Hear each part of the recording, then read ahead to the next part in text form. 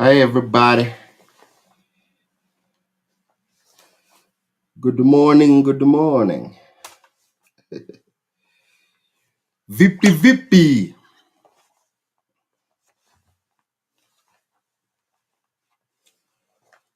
Vipi vipi watu wangu, mtu wangu. Sure. Karibu. Impromptu. Hii ni nini impromptu?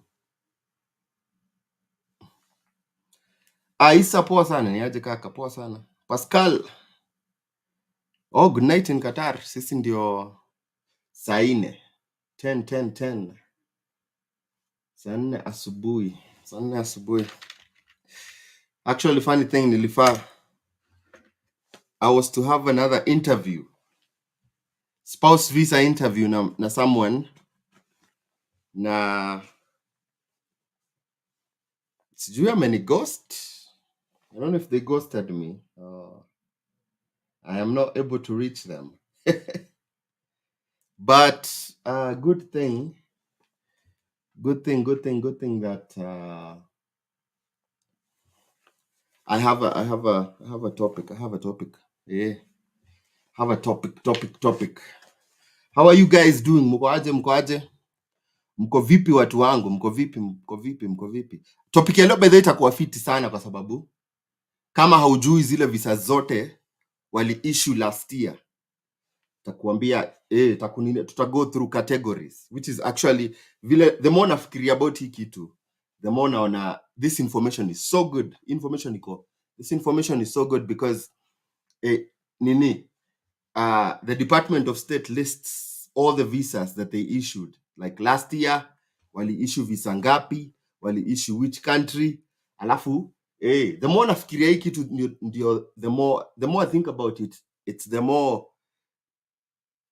I could see how useful it could be in terms of you deciding how many, what is the most issued visas, like to go to the US. Utaenda unaangalia what country is issuing them. Especially ukifikiria about ukikosa appointment, if you miss an appointment in Kenya, uingie this country that ina issue so many more visas in that category. But we'll go through. I don't know if tutakuwa na time ya kuangalia non-immigrant visas. Ya kuangalia immigrant visas. Nimefanya hii kwa non-immigrant visas. So hizi nini zote akina B1 B2 na kadhalika. So leo tuko juu ya statistics. Maze.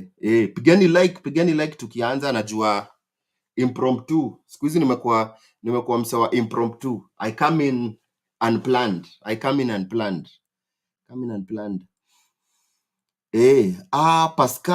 Pascal Masha, Faith Tonui, hi. Josfat Naf niaje. Margaret Kimani tuko ndani. Samuel Kamau, Brian Matano, waza. Pascal Masha, hi kiongozi.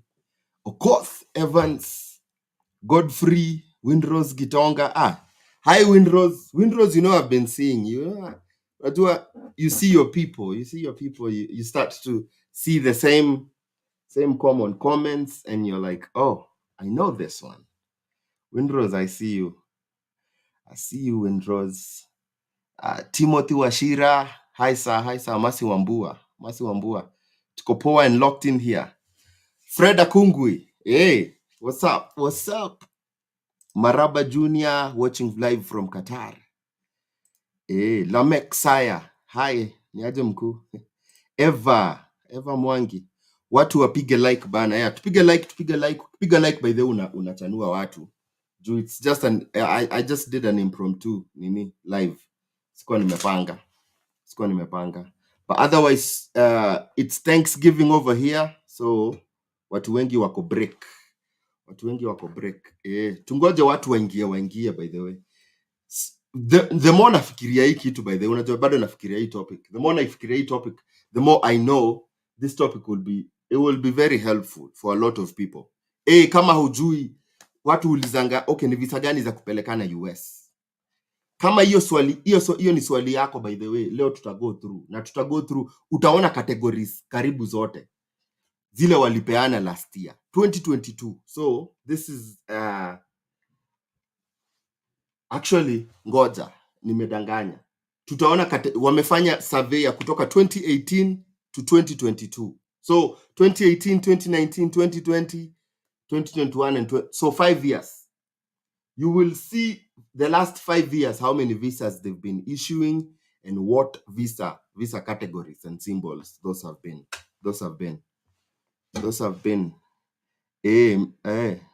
May I tell you, but I go digging some of, because this information is good, because then you know, okay, I have more probability of getting this visa more than this visa.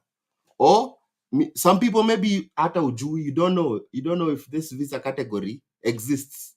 All of a sudden it's like, oh wow, this visa, so many people wanakuja na hii visa. Tuendelee na manini tukingoja tu watu waingie. Mwas anani Travis Chacha, karibu man. Mwas 254 Slayer watching Akidishi Sapa. Kanjingo Koleb, I'm watching from Uganda. Banange, what's up Banange? Welcome. Okungwi Fred, Anthony Ndeda. Some awesome job, Mr. Owen. Kim Kahura, welcome. Happy Thanksgiving, man. Travis watching from Naivasha. Nataka kwenda Majuba, your help, man. I'm here for it, my brother. I'm here for it. Me, I'm telling you, I'm waiting for you to come so that we can do this. We can do interviews, because you are the ones who are going to be telling people, this is what nilifanya, this is what I did.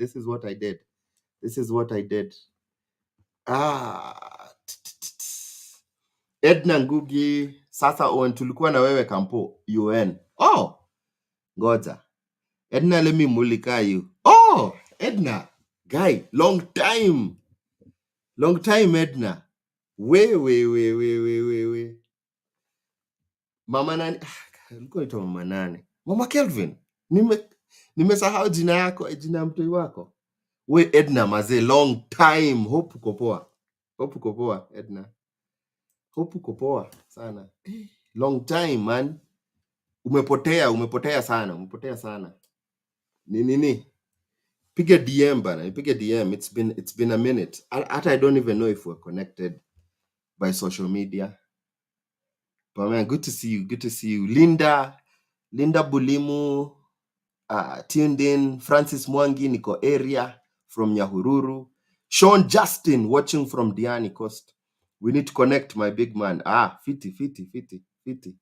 Watching from Karura. Kanyungu is where.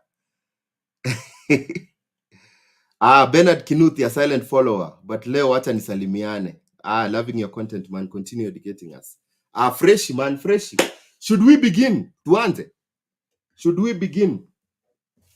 Tuanze ndio wale watakuja late. For the people who are coming late, they'll be able to watch later. Let me know kama tuanze. Tusingoje tena sana. Give me thumbs up, man, if you want us to go ahead and start this. Watching from Emba, Grace Muthoni, karibu. Pigie thumbs up mazee kama unataka tuanze. Wengine watakuja wataona nini? They'll see the fiti. Aya.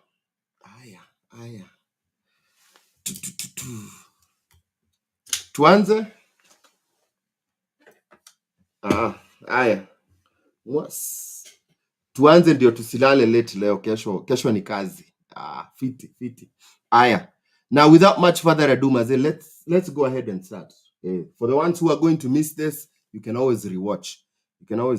Man. Aya. Let me start by sharing the screen bana. Sawa. Mamba tuned in from South Africa. Hi Highline Mumanyi. Mambo, si Mamba. Mambo. Tuned in from Kisumu. Trudy's Art Kitchen.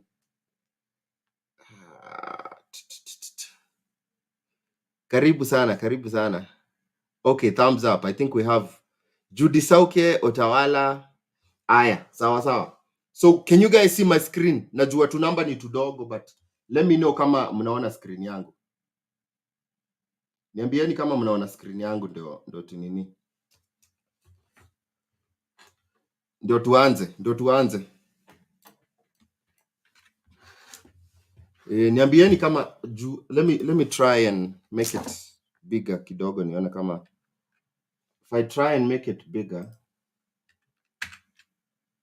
Yeah, ndapoteza nini details. Ndapoteza details. Alafu man, you'll tell me. So I'm from Kenya, and I know I have people from Uganda. If your country is there, please let me know, because when we get into the countries, then we can talk about your country as well. So let me know what country you want me to look at when we get into the countries. So I know for sure Kenya, Uganda. Is Tanzania there? Watu wa Tanzania wapo? Kuna watu wengine wa any other countries? Maraba Junior is saying not clear. It's just that the nini they're small. The numbers are small.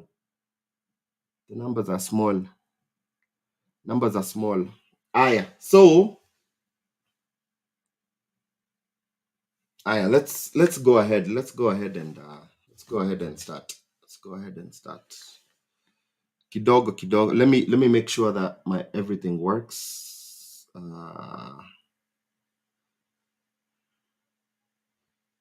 Make sure everything works before we begin, man.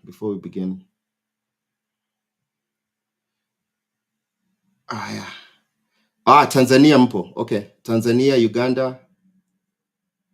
Okay. And everyone and people are seeing the screen wanaona.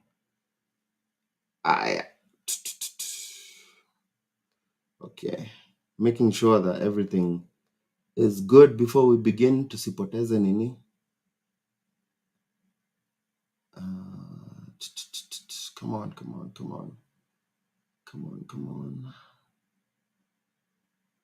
Aya.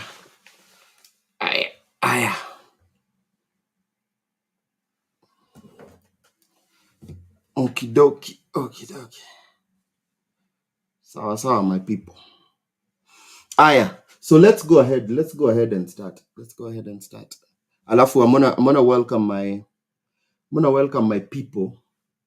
Welcome to my people from TikTok who are not going to see what I am showing. So this table here, this is information nilienda nikapata from the Department of State. Sawa. Information provided by the Department of State and ina run numbers of visas. Sawa. Alafu what they did is they compile information yote. They compiled all the information here kutoka 2018 mpaka 2022.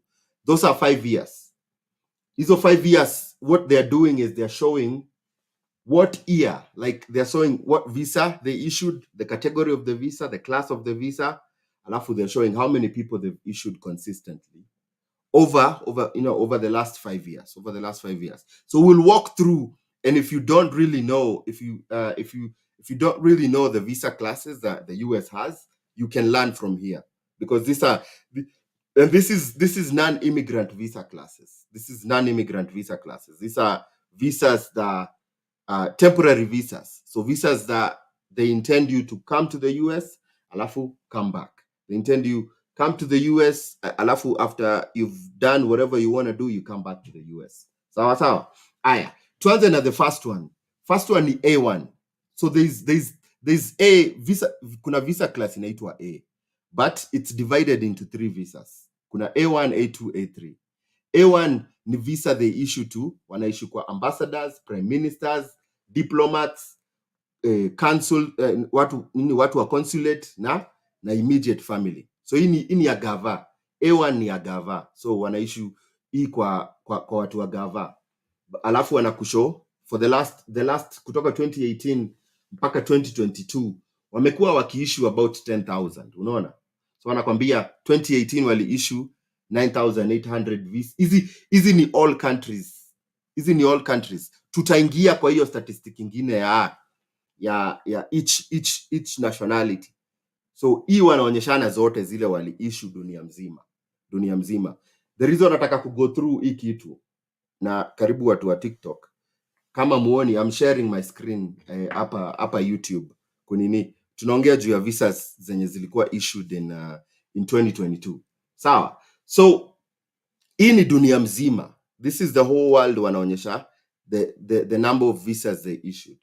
So you can see A1, not so many visas wana issue, about what, 9,000, I think average ni about 9,000 visas zinakuwa issued na A1. Hao ni madiplomats. So hiyo ni visa type moja. Kuna A2 ni other foreign government officials or employees ama immediate family members. Alafu actually other foreign officials na employees, government employees wana issue the most, kwa sababu unaona hao wanatoka from sijui 9,000 all the way wana jump to like 100,000 in 2018, but I think hiyo namba imekuwa ikipungua ikipanda. Hii obviously mkiangalia 2020 na 2021, lazima muweke covid kwa sababu COVID affected 2020 and 2021, and so those numbers will be very small because the lockdowns, there was lockdowns, visas were not issued. So 2020 and 2021 is an anomaly. Hiyo mkitaka kuangalia 2018, 2019 na 2022, hizo ndio years zilikuwa at least normal. Aya, so the other thing I want to talk about A2 na A1. A2 na A1 kuna kata zile zinaendelea. What happens is there are people who will scam you. Watakuambia ati they are bringing you here, ati wakuingiza kuna ka spot, like the government is coming, maybe the government of Kenya is coming to the US, alafu they tell you pay this much money, alafu will fix you there, alafu ukuje. Hizo scams zimekuwa zikiendelea, they've been going on for a while. So they'll ask you for money and then they tell you, because the way they issue like diplomatic visas, you don't even go to the embassy. So they tell you just pay this much money, alafu will put you there. And what usually happens is once you pay that money, kinakuramba, your money goes inaibiwa hivyo. That's a scam a lot of times. So be very careful. Alafu these visas, A visas, they are very difficult to change. So if somebody's telling you ati, oh, let me charge you this much money, alafu I will let me come on screen first. If someone is charging you this much money and telling you that, oh, ati pay, and they ask you for a lot of money, especially because it's like, oh, it's a diplomatic visa, and they tell you, oh, ata, you'll never go to the embassy, you'll just go to the US. The thing is, they ask you for a lot of money. So they're asking you for anywhere close to like $1 million to pay for this. You have to know this visa, the A visa, is very, very difficult to change. Why? Because you are coming to the US on an official government capacity. Official government capacity, ile time utadecide ukae hapa, that you don't want to go back to your home country, the day you will decide to stay here, there are so many conditions that you have to meet for you to be able to change your visa to stay here permanently. You have to, your government has to release you. The government has to release you, and then, so now you came through the back door. Alafu, now when the time comes, your government has to release you to say, okay, we are fine with this guy staying here. But the process is also it's tricky. So I would advise, if somebody is telling you and selling you this idea, because they do, and it is a lot of money, before you lose this much money, my people, as tukiendelea utaona there's so many visa categories unaweza apply. Tafadhali, mimi kama wewe, you don't work for the government, kama you're not a government official, government employee, a public minister, an ambassador, a diplomat, somebody who works for the consulate, stay away from this one. Aya, let me go back to sharing my screen. So A2, so A1 tumesema ni ambassadors, prime ministers, career diplomats, consulates na immediate family members. So kama we ni family member wa hao watu. Alafu A2 ni other foreign government officials or employees and their immediate family. So if you're not any of those, but you're a government official or you're a government employee, then you can come to the US with an A2 visa. So among the three categories, A1, A2, A3, A2 is the most used kwa sababu hao wengine government employees, government officials, wote wana land hapo hivyo. So you can see like in 2018 there was like 100,000 visas issued. Unaona? Alafu 2019 about the same. Alafu 2020 2021 ikaenda chini because of COVID. Alafu 2022 last year there were about 86,000 visas issued za A2. Sawa. Alafu tuende kwa the other category of the A visa, which is the A3. A3 inakuja attendance, kama we ni servant, personal employee ya A1 A2. Inamaanisha nini? Kama we ni mboch,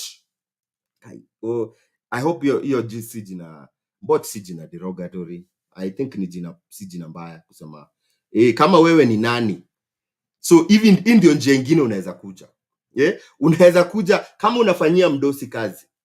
If you work for a government official, wewe pengine you are the personal chef of a minister, you are the whatever, you are an attendant, you are the one that, you're the one that brushes his shoes and stuff.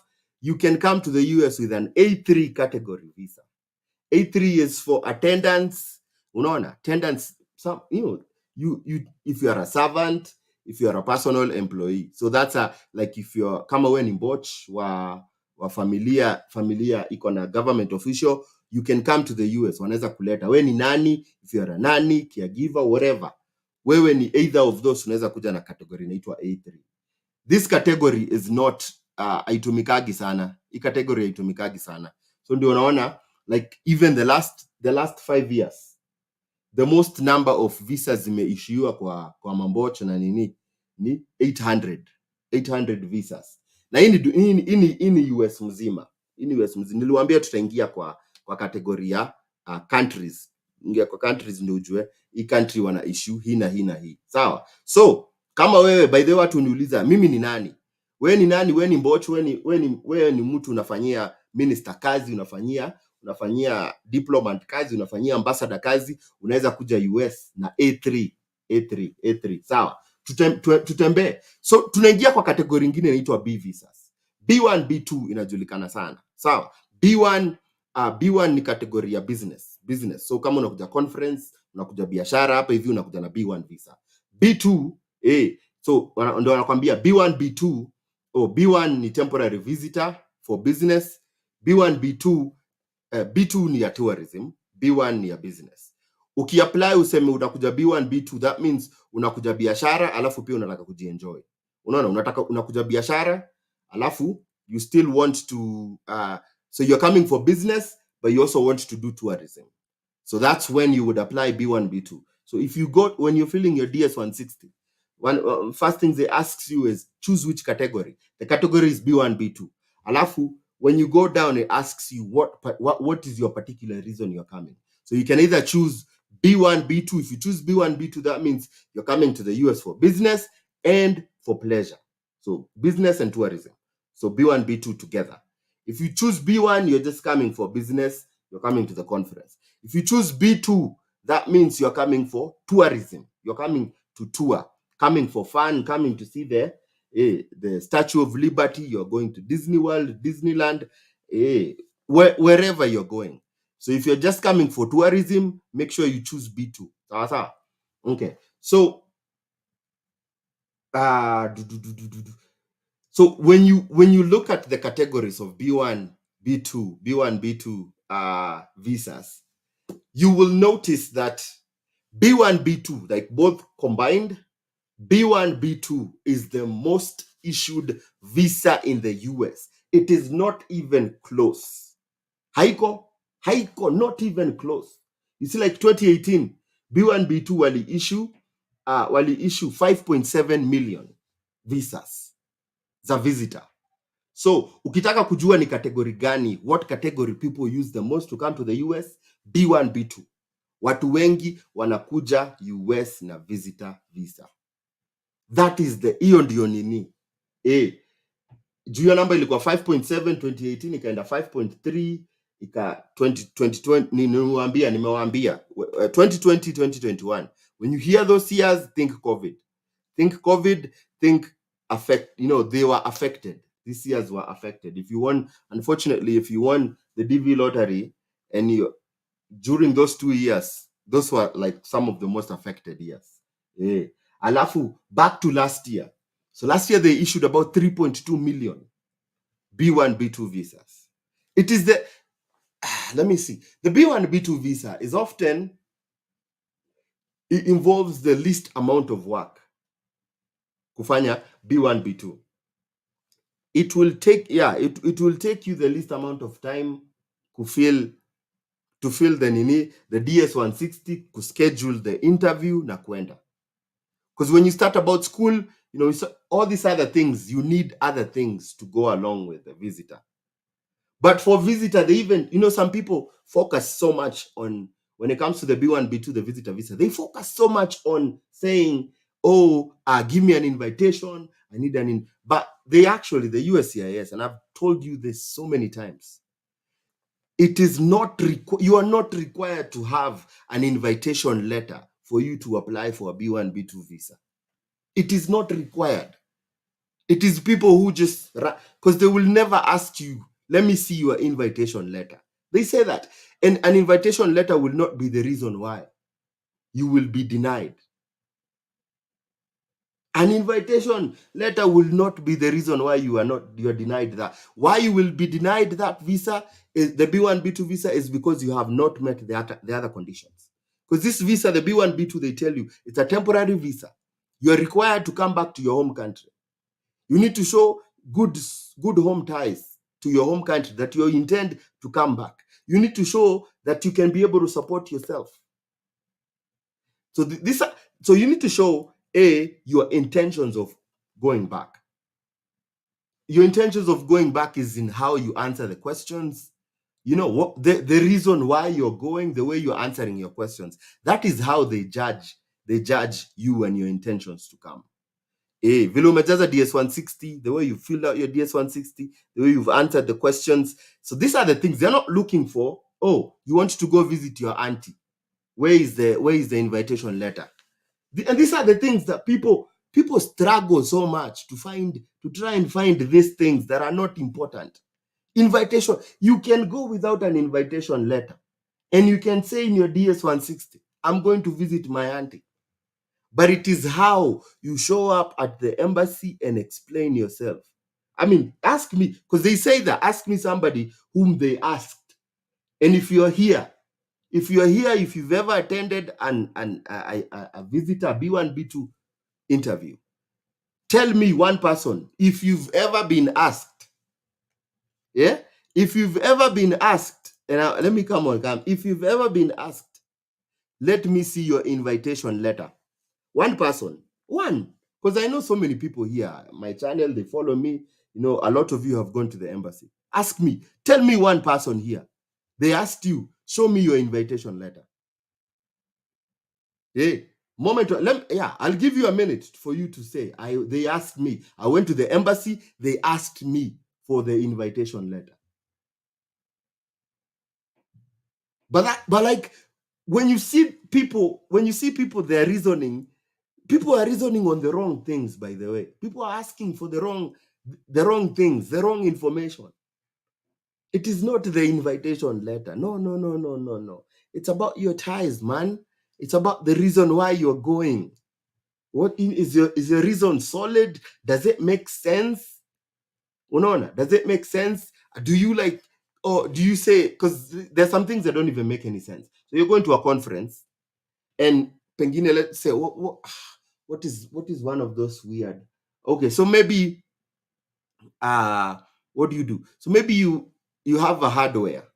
Maybe this is the most maybe you have a hardware in your country, in your home country.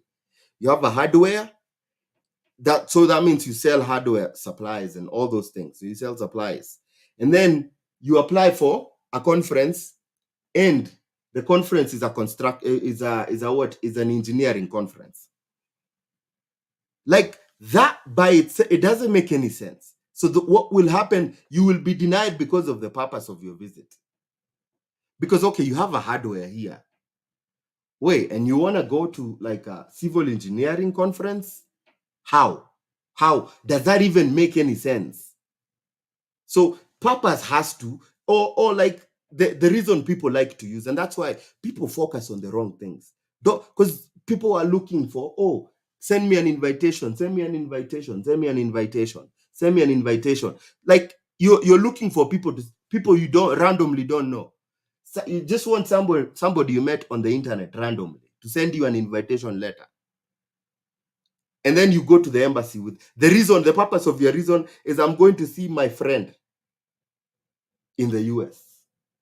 Like, okay, what is first of all, what is the relationship you have with this person? You don't explain that in your DS 160.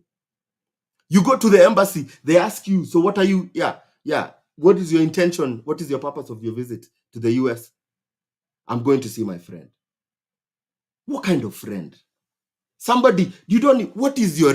Do you have any strong ties that tie you together that you're just going to visit this person just blindly? Is people focus on the wrong things, focus on the right things. Your purpose has to make sense to you before it makes sense to somebody else. Make it make sense to you. You know what makes sense, and that's why one of the things I try to push people so much to maybe do like the conference thing, because a lot of times a conference is very easy to tie. Let's say you have a business and you're going to a conference that does the same thing. Those things, they make sense. It's like, okay, so why are you going? I'm going to attend this conference. Why? Because like you talk about trade shows. Trade shows are places where people, business owners, business people go and they exhibit their businesses. They network with people. They want to grow their business. So your intention could be, I want to get into the American industry. I want to get into the American market. Or I'm going to learn skills that they're already using in the American market that are not already there in my country. Like that makes sense. But when you show up and you're not making any sense, you just want to be granted because it's, oh, I have a huge bank statement. My I have, a bank statement that you went and got in River Road. I have 16 million. I'm just going to see somebody. It's like, wait, who's this to you? Who's this person to you? It's like, no, give me my visa. Because why? Because my bank statement is very heavy. How now? Merit, man. Make it make sense. So that's B1, B2. That's the most, like, if you see, let me go back to my screen. If you see all the other visas, there is not a single category of visa that comes close to the B1, B2. Most people come to the US to visit. Most people come to the US, to visit or to do business, to visit, to go to conferences for the B1, B2. There is not even close. Because I think what's the closest? Nothing is closest. Nothing. Because nothing else, maybe the J1 comes closer. Let me see. J1 comes closer. So so like if you look at like last year, 2018, they issued, what is it, like 6 million when you add up all those visitor visa. So yeah, so that's if you add up these three categories, B1, B2, B1, B2, that's like close to 6.5 million. About 6.5 million visas in 2018 were visitor visas. B1, B2. So that means the B1, B2 visitor visas, so tourism or business. 6.5 million visas were B1, B2. The total visas issued were 9 million. 6.5 out of 9 million visas issued that year were visitor visas. So there's not even anything that comes close. That is how most people come to the US. They come with visitor, and the numbers tell it. Numbers tell it. Numbers tell it all. So let's move on. B1, B2. And I've this is if you don't have any information on B1, B2, if you don't have any information on the visitor visa, I have talked about this visa so many times in my YouTube channel. I have a lot of information. You have to make sense, man. Just information is very important. If you here's the other unfortunate thing that I've actually found out. I don't feel for a lot of people because I'm busy, but sometimes if I when I make some time, I've done it for some people, but I don't do it for free when I'm doing it for some people because I've given you the information for free of charge on YouTube. You go do it. I've given you everything that you need. But if you want somebody, because it's not everybody can be able to understand. If you want a personal touch, if you want somebody that you can discuss with, talk about getting ready for your interview and stuff, I can do that. And one of the things I've consistently found, which is it doesn't make any sense. Someone approaches me and they're telling me, hey, can you help me to complete my DS-160? Or some people, they're like, oh, I'm looking for an interview date because they were last minute and then they went to look at the appointments and there was no appointment that was close to the conference they were going to. And then I asked the question. This question I've asked so many people. So, do you have a copy of your DS-160? Surprisingly, 95% of the time, people don't have a copy of their DS-160. And I'm like, wait, so you're going to the embassy and you filled out things that sometimes it's months ahead of time. And you're just going to show up at the embassy remembering what you filled out. That you don't even, because sometimes I don't even remember what I had for breakfast last week, like on Wednesday. I don't remember. Now this is like months down the line when you go for your embassy. You expect to remember what you filled in your DS-160. How does it make? Alafu, the other thing too that is like really mind-blowing is you ask these same people, you ask them, did you fill your DS-160? And they tell you no. Somebody did it. My aunt did it. I had an agent do it for me. Did you see what they filled for you? No. So what are you going to answer in the embassy? Do you know what they filled? No. I'm good at answering questions. You're good at answering questions. You don't know what they wrote. You even trust your aunties here who probably don't want you to come. And they probably, I can promise you this. Because it's me, I know, and our people are this way. Your auntie did it for you. My cousin in the US did it for me. Did you know what they put in that DS-160? Oh, I'm just going to show up to the embassy. I'm good at answering questions. Guy, Jesus Christ of Nazareth. What? You don't know what you filled, and yet you plan to go to the embassy and answer questions from the consular who is looking at what you filled out, because the DS-160 is your marking scheme. That is the marking scheme. That is what they are referring to. What you filled. Okay, I said in my DS-160, I'm coming to visit this person. But you have no idea what was filled. And then they ask you, and you answer something that is totally different from what is listed. How are they going to give you the visa? Man, that's why that's for me, by the way, you're not going to, like, if I even fill it for you, we're going to do it together. Yes, I will help you answer but we're going to do it together. Why? Because I want you to know what you filled. I want you to be involved in the process. If you write out why your intention, I want you to know what is your intention. What are you going to do? So that when you go to the embassy and the consular asks you, you already know. Not like an agent filled out. Okay, so this is the other thing that was super crazy. So I just helped somebody the other day, and because they're saying, oh, this guy filled out for me, and I have no, they haven't told me anything. I want to make sure that I filled everything correctly. Can you please check it for me? And so because I did a video on how you can update your DS160. So just because somebody else went ahead and filled the DS160 and you don't know anything about it, doesn't mean that you're done. No, you can actually complete a new DS160, and then go whenever you booked your appointment. Go change the confirmation number.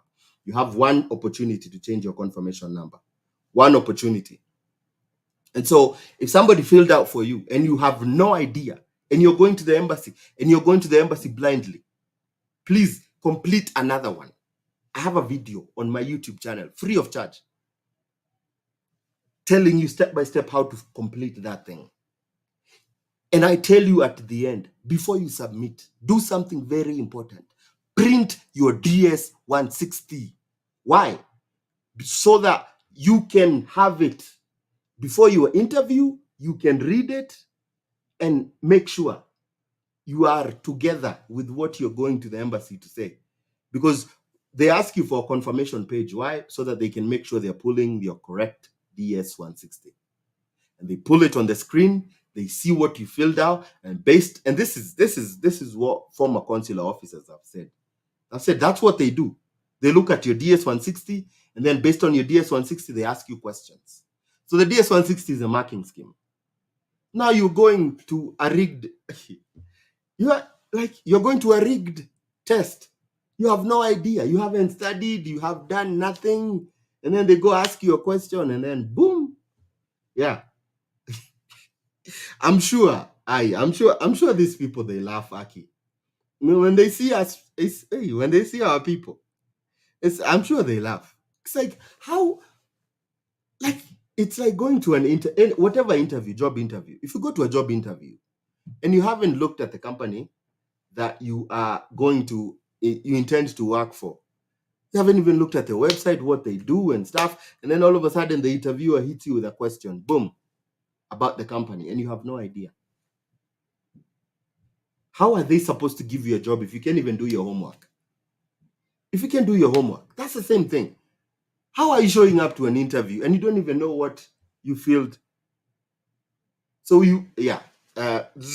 rabbit trail. But that's what I wanted to say. Please, tafadhali, my people, do it for yourself. Complete it for yourself. Very important. Sawa, tuendelee. Tumetoka B1, B2. That's the biggest number. Not even close. 10 times, I think. Yeah. 10 times as many as any other visa category issued. Let's go back to the screen. My TikTok people, you cannot see my screen. So that's the B1, B2. So yeah, very few people just say they are coming here for pleasure. A lot of people just say I'm coming here for combination of pleasure and business. So C1 is a transit visa. C1 is a transit visa. What's a transit visa? Transit visa is, let's say you're going to, like Kenya, you don't need a visa to go to Jamaica. All right. So if you're going to the Caribbean, is it Caribbean or Caribbean? Whoever pronounces it, potato. So if you're going to the Caribbean and you're going to Jamaica, you have to go through the US. And for you to go through the US, you need to have a visa to go through the US. That is the C1 visa. It's a transit visa. So that means you're going to pass through the US for you to go to Jamaica. C1 visa, they don't issue so many of them. It's like 9,000 of them. So yeah, that's the other thing too. If you've never, that would be a good visa. If you're in Kenya, if you're in Tanzania, Uganda, whatever, one of these countries, and you want to go, build your travel history, why don't you go try a C1 visa? And you go to somewhere like Jamaica. At least once they've already given you that C1 visa and you come back and you apply for a B1, apply for a work visa, it becomes easier for you. So that's a transit visa, C1 visas. Not so many, like 9,000 of them. Man, I should cut sometimes I tend to go on rabbit trails that, because there's a lot of information to cover. C1D is the cruise ship. So we talk about the cruise ship jobs. If you are a crew member, you get the visa. I've talked about the cruise ship jobs. I did an awesome video with Travel with Thuo. Travel with Thuo is a good resource for cruise ship jobs. she's done a lot of research on this area. C1D visa, they issue, they've been issuing quite a bit of them. So 288,000 in 2018.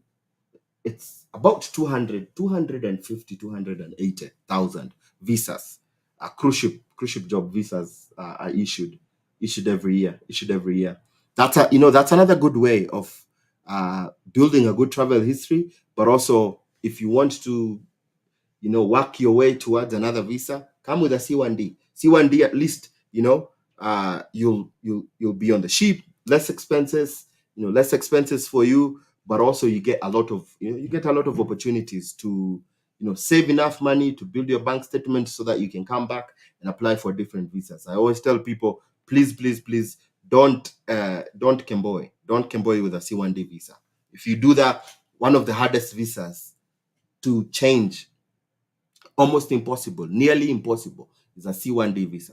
C1D visas, don't even think about it. Go back, go do your job, finish your contract, go back home, and then if you want to come back to the US, apply a different visas. Please don't do that. It's one of those things, one of those visas you cannot adjust your status. You cannot say, oh, you fell in love with somebody and you get married. That's one of the things they say, you cannot adjust if you came in with a C1D, you cannot be able to adjust it. There's a very small loophole that you can, but it is very nearly impossible. So please, please, please, C1D, come finish your contract, go back home. If you want to come to the US again, come back a different way. C2, person in transit to the United Nations. Yeah, I never even heard of C2. First time I'm hearing that. If you're in transit to the United Nations headquarters, and it looks like, man, uh, there's not very many visas, less than 100. C3, foreign government officials, immediate family members, attendant, servant in transit. Okay. So the A visas is for government officials and stuff. But if you're like transiting through, maybe you're a government official, you want to go to Jamaica, then you would, I think, get a C3. Get a C3. So it's a transit, but for foreign government officials. Yeah, not so many visas there. CW1, Commonwealth of Northern Mariana Islands transitional worker. I don't even know any. Yeah, I don't think that applies to us. That does not apply to us. CW2, spouse, child of a CW1. Yeah, no idea. Again, that doesn't apply to us. It's Mariana Islands, Northern Mariana Islands. And then you have the D. If you're just coming as D, you're coming as a crew member. Coming as a crew member. So C1D, that means C1 is transit, D is crew member. That means if you go C1D, that means you're going to pass through maybe the US. So you're passing through the US, that's why you get the C1D. Pass through the US, come with a C1D, and you have like 29 days on land in the US. But just a D visa, you're a crew member, you're not stopping, you're not transiting through the US. Yeah. And then you have the E1 visa. I've talked about the E1 visa. No, I've talked about the E2. So the E1 is a treaty trader. If it's one of those, and I've done the E2 treaty investor. That means if you invest in, I've done videos on the E2 visa, which is, if you put a substantial amount of investment in the US, you can qualify to get a green card. E1 is something to do with business. If and it's, I don't want to delve into that because I haven't done a video on my channel yet on E1. I've done E2, and so there's quite a lot of E2s investments, people who've done investments. There's an amount that is required for you to qualify for this, but after, if you invest an amount to either an existing business that the USCIS gives you, or you do something totally new, and then it's a whole long process. If you want to see the process, I've done the video on my YouTube channel. There's the E2C, Northern Mariana Islands. I guess Mariana Islands is something. Then the E3 is just for Australia. So If you're, if you're in Australia, if you're an Australian and you're, and you're in a specialty occupation, you can come from Australia to the US with an E3 visa. So the E3 visa is specifically for Australians. And again, not so many visas issued, about 5,000 of each. And then if you're a spouse of, if you're the spouse or a child of the Australian uh, specialty occupation professional, they call it the E3D. E3D. E3R is returning. Oh, if you're returning back as an Australian. These are like, yeah.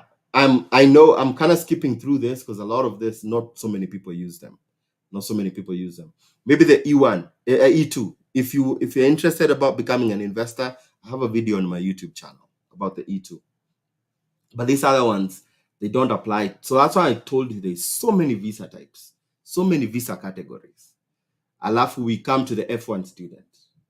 F1 student is, if you're doing an academic or language training program. I came as an F1 student to the US. A lot of people come to the US as students. F1, and you can see. Let me see. Is the F1 the second highest used visa? I will confirm that for you. Actually, it is. So F1 visa is the second highest used visa to come to the US. Most people come to the US with an F1 visa. Yeah, I was one of them. And so are you. So, so yeah, F1 visa. It's like, there's a lot. Yeah. Well, actually, last year they were even the highest number they've had the last 5 years. 400,000, 411,000. The US kind of issues a lot of, they like students, so that's another good way to come to the US. Again, I've done so many videos on the F1. It's my journey. That's how I came to the US. A lot of people come to the US with the F1. Yeah, second highest visa, non-immigrant visa category used. And then you have the F2 visa, is the spouse or the child of the student. So if you come as a student, you can also bring your children, or you can also bring your spouse. That's the F2. And yeah, see, not so many are used, like 26,000 a year or so. Then there's the F3. F3 is say border commuter academic. So F3 is probably somebody who lives in Mexico and maybe goes to school in the US. Maybe one of those people that lives across the border. You can just move in and out. Yeah, that's the F3. And it looks like no visa has been issued for F3 the last 5 years. Then there's the G1 visa. G1 is the principal resident, representative of a recognized foreign member, government or international organization, staff, and an immediate family. So these are the international organizations. The international organizations like what WHO, WFO, World Bank, yeah, all those international recognized foreign government, those recognized foreign international organizations. If you come to the US, you'll come with a G1. Yeah. Like, I think there's a lady that you guys know, I mean, probably more on TikTok. She came here. You probably know her. She's in a lot of TikTok battles with the TikTok president. I think she came in with one of those visas, G1 or G2, G1 or G2. And then, so yeah, so G1 is a principal resident representative, and then G2 is other representative. So if you're, other representative of one of those international organizations or your family, you can come to the US with a G2 visa. And then there's a G3. G3 is yeah, it's representative of non-recognized or I've never heard of the G3. Representative of non-recognized or non-member foreign government to international organization and immediate family members. Yeah, there's not so many of those that are issued. You can see it's 300 or so. But most people come to the US with a G2. Under the G category, most people come as other representative, not the principal, as other representatives of international organizations. So that's the G visa. Alafu we go, there's a G4. G4, oh yeah, sorry. G4 is, I think that lady came with a G4 because G4 is the employee. So if you're not a representative, but you're an officer or an employee of the international organization, then you come here with a G4. G4. G4S, G. So yeah, about 20,000 visas are issued every year. And then the G5, if you're on Botch, if you're on Botch, of G1 to G4. So if you're on Botch, attendant, servant, personal employee, if you're a nanny, I think I talked to a lady who came here. She was a nanny. If you're on Botch, to one of those employees or a representative of an international organization, those big UN, those international organizations, you come to the US with a G visa. Yeah, G visa. So yeah, G5 is for attendants, servants, or personal employee. So if you're just a personal employee, you come that way, and then we go to the work visas, which is a H visa. H visas. These are temporary visas. Remember, we're looking at non-immigrant temporary visas. H1B visas. H1B visa it's for again, this one I've done a video on it extensively. I've even done video of the employers that have been hiring for H1B. Done a comprehensive video on my YouTube channel. H1B visa is it's for temporary distinguished merit performing. You have to at least have a bachelor's degree for you to get the H1B. You see the numbers have kind of been rising. It was like 179,000 to last year they went all the way to 200,000, 206. H1B, they should rename it an Indian visa, because Indians use this visa more than anybody. For some reason, our Kenyan people or East African people, they have no idea about the H1B visa. But this visa is used a lot by Indians.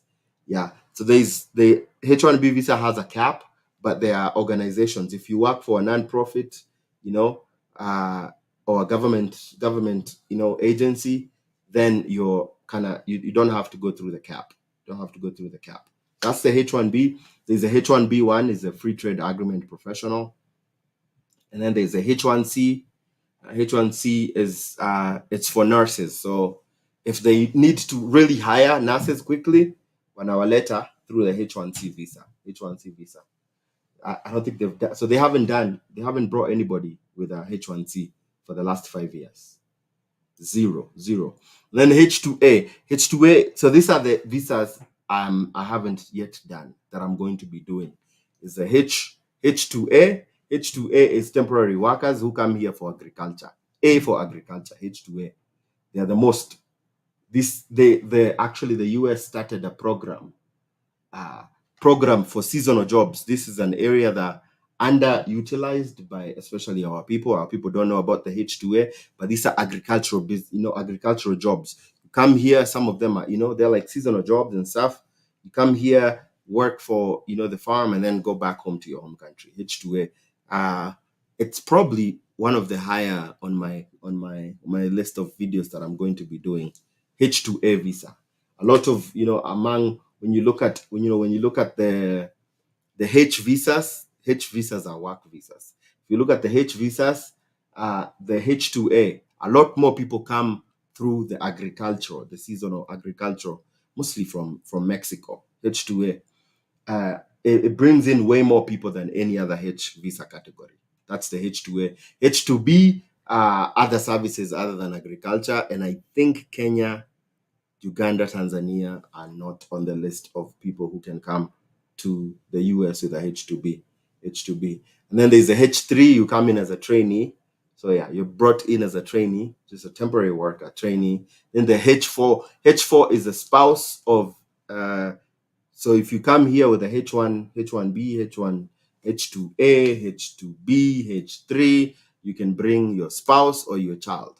Spouse or your child. Yep, spouse or your child. Alafu, moving on to the I visas. I visa is the visa for representative of foreign foreign information media. So if you work for the media, if you're a spouse or a child, you come with an I visa. So if you're into if you work for foreign media and you want to come to the US, come with at the with the official for on the whatever capacity for your foreign media. Yeah, and you want to go with the I visa. I visa is also still on my list. Hoping I can. It's yeah. I have a long list of visas that I need to do, and so that yeah, there's a lot more. When you talk about content, there's so much content, very little time to do it. So all these visas are like some of them I've done, some of them I haven't done. So yeah, I visa kama unataka kuja na national media, any as whatever media, radio, TV, whatever, come with the I visa. I visa, and you see, well, about 10,000 visas are issued every year for foreign media representatives. Alafu the J1 visa has 14 programs. Another one that watu people just under it's these 14 programs that you can come with. Another one that is I think number 3 on the list. So number 3 on the list of the highest people that come into the US with the non-immigrant visas are J1 visas. J1 visas. J1, whether you come in as an au pair, you come in as a a trainee, come in as a teacher, come in as an as high school student, come in as a university student, as a physician. There are 14 different programs. Camp counselor, J1 visa. So again, this is another category of visa I have done extensively in my YouTube channel. Check out the J1 visa. J2 is a spouse or the children of the J1 visa. Okay. So yeah. Alafu you have the K1 visa. K1 visa is a temporary visa. This is a fiancé visa.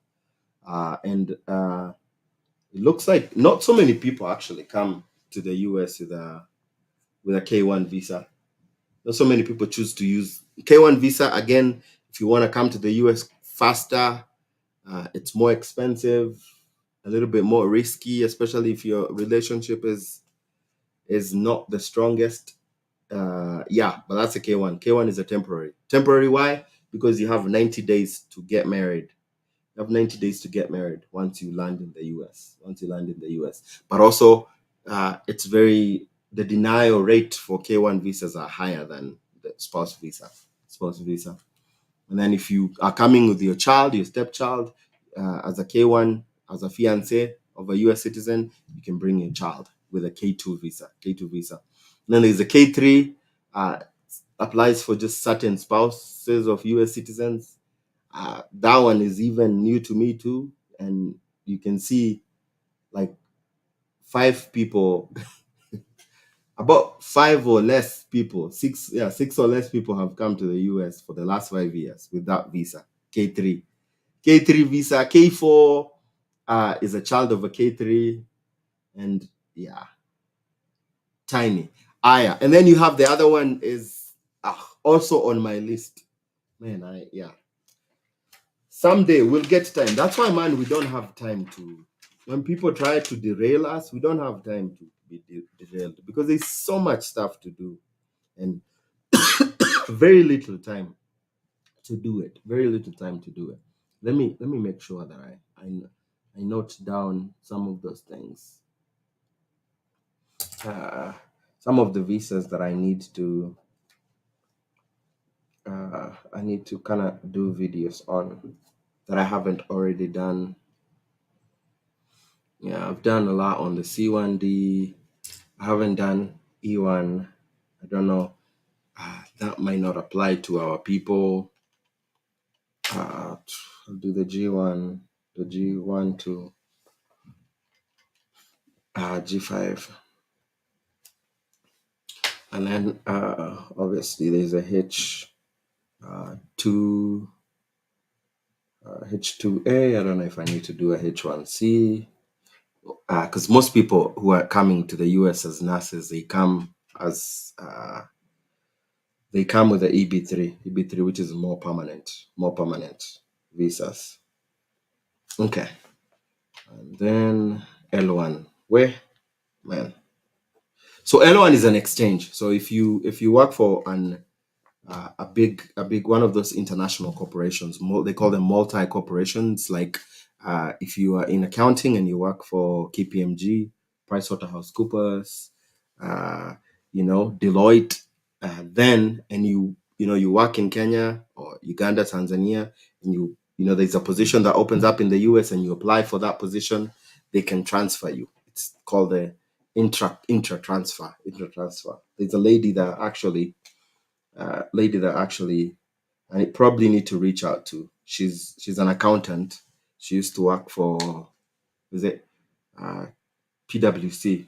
Work for PwC in Kenya, but she's now here in the US. So try and reach out to her, see if she can come in and give us her story.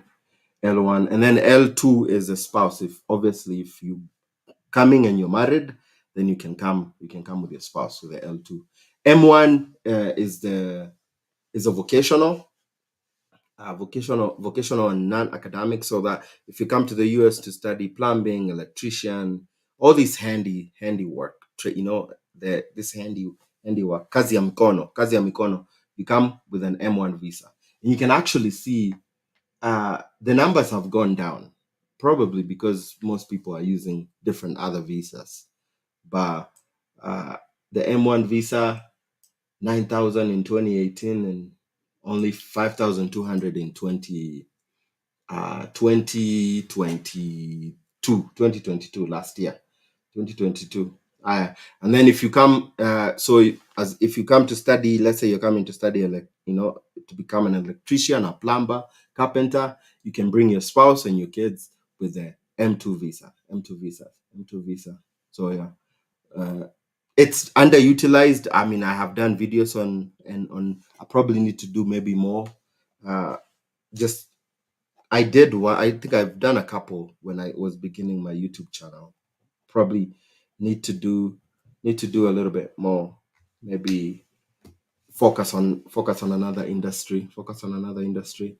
So yeah, and then an M3 is if you're same thing. If you live like across the border, maybe in Mexico, and you come study in the US, there will be the M3, but again, no visa has been issued for the last 5 years for the M3.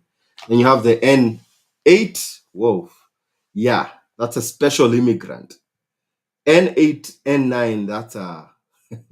I don't think that applies. Yeah, that's N8 is a parent of SK3 and SN3 special immigrant. Those are like special.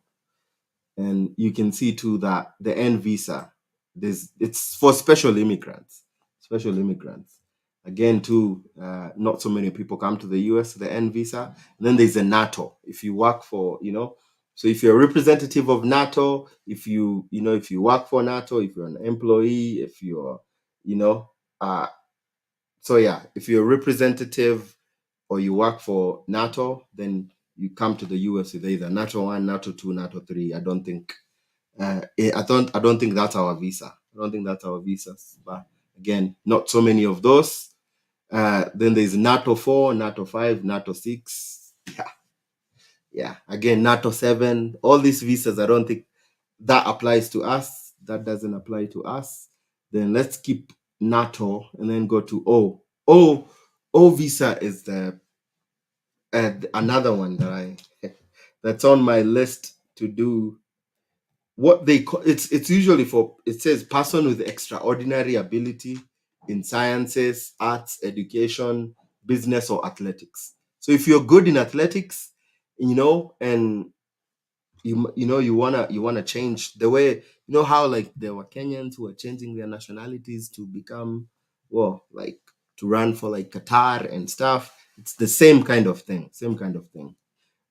And they say extraordinary, but it really extraordinary as long as it's how you phrase your thing. How you phrase your thing. Another one, I guess, that I need to do, and also bring somebody to talk about the O1. Yeah. But if if you come with the O1 visa, you can bring people to accompany you. So like Ferdinand Omanyala, yeah, Ferdinand Omanyala would qualify for this job, for this visa. And what's the name of the, yeah, just some of these famous athletes would qualify, as long as you're an athlete or you are in the arts industry, education, business. You just need to show that you whatever you have is extraordinary. Yeah. Or wait, who, like Maslow, or Sir Isaac Newton. Those are some of the people that are in the sciences, and you're published. You're a lecturer in a certain level that you've been published and all that stuff. That's a visa you will use, the O1 O2. Yeah, and the one has been used. It's been used quite decently, like 16,000 2018 to 19,000 people in 2022.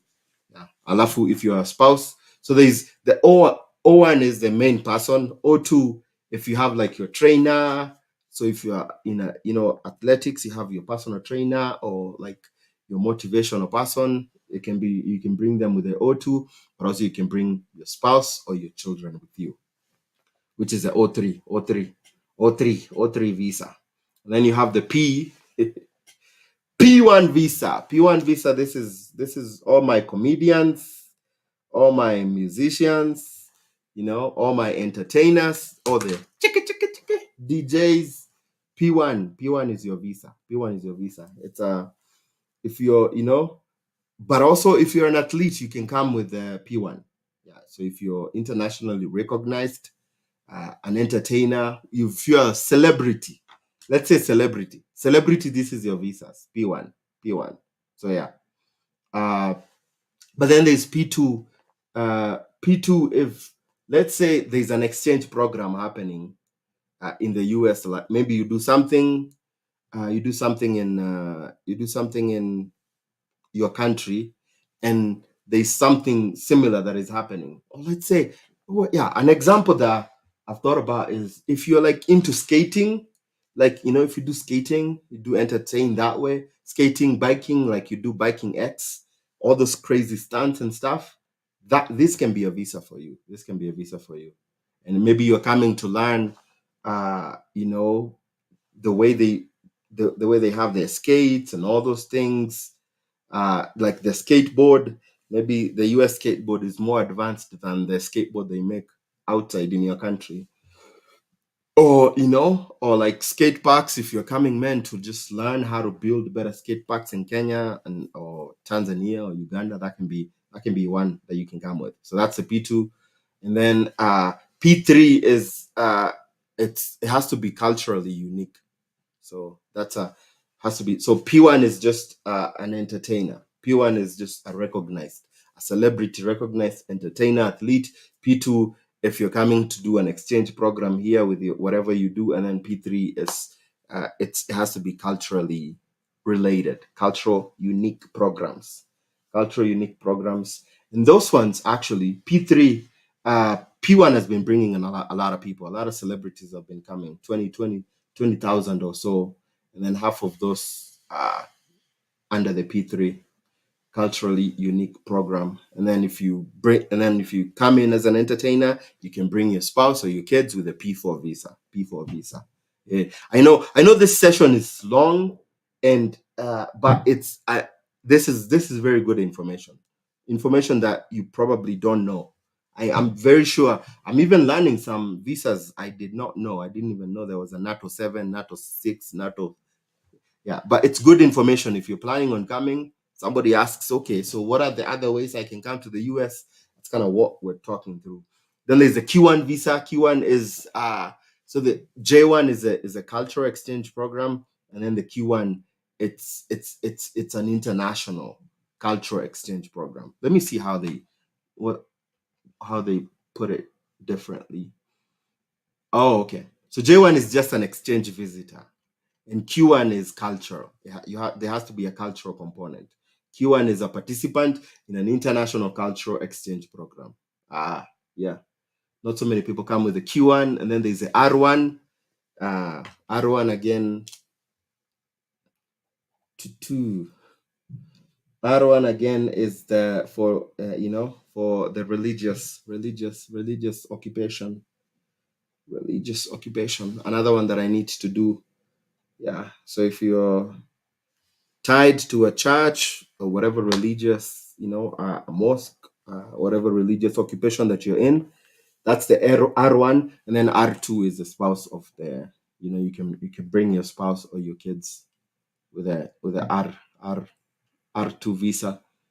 And yeah, not so many people come with the R1, about 4,000 a year. And then S5, S5, this is when you start getting into the S visa and the T visa. So I'll just, not so many people come with the S and the T visa. Then there's so many. I think I have also on my list. I don't know why I've never done this one. I've talked about it so much. I've talked about it so much, but for some reason, I haven't done it. STU visa. Yeah. So STU visa. So the S visa, if you're an informant, and so there's the S5, S6. If you're an informant, maybe you're telling them about a criminal organization or a criminal enterprise, and you're an informant, you're a snitch. If you're a snitch, you get the S visa.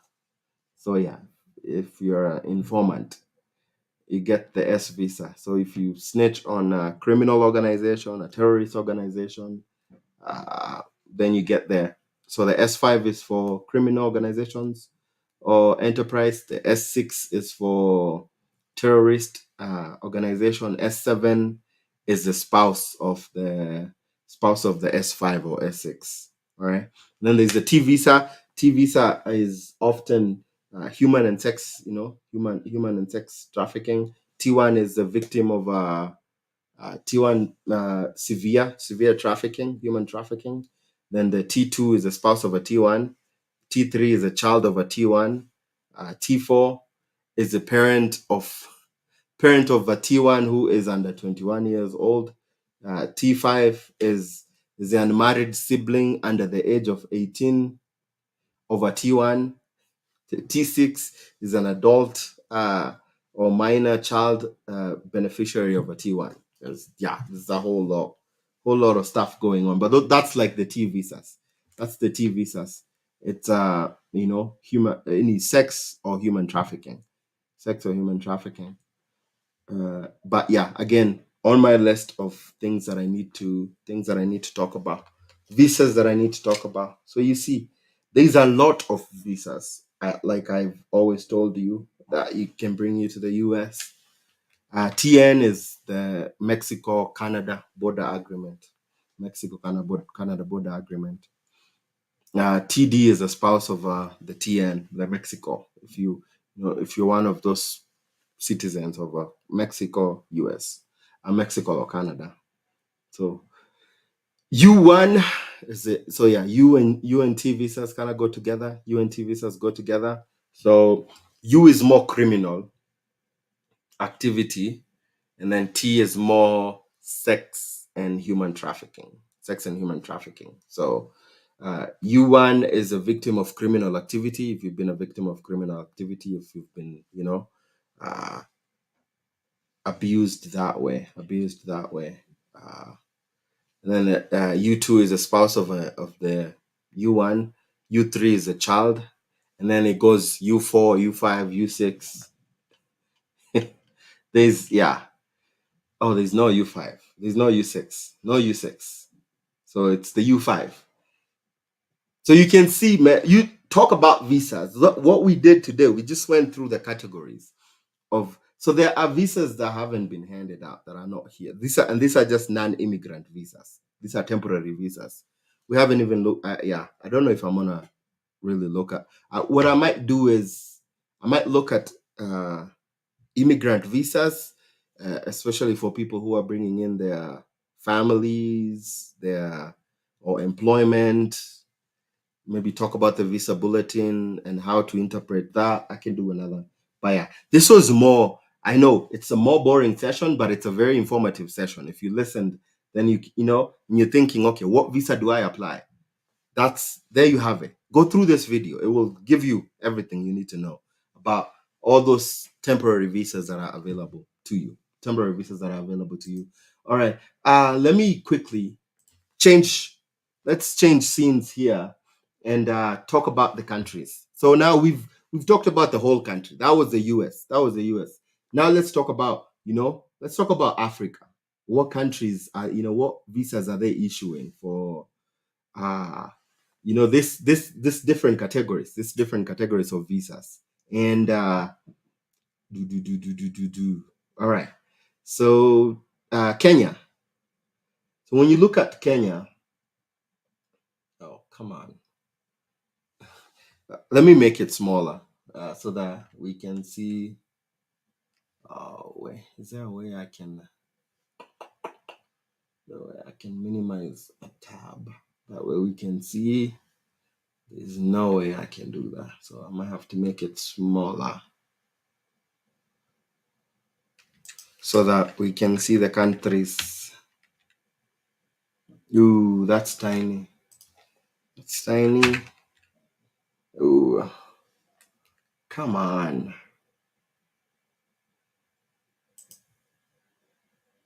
Yeah, unfortunately, there's no way. It doesn't work with Pole. All right, you might not see. I'll make it bigger for you so that you can see. But when you look at the different categories, this is 2022. This is 2022 information. So looking at Kenya, let me know what other country I will need to be looking at. Conjugal visa.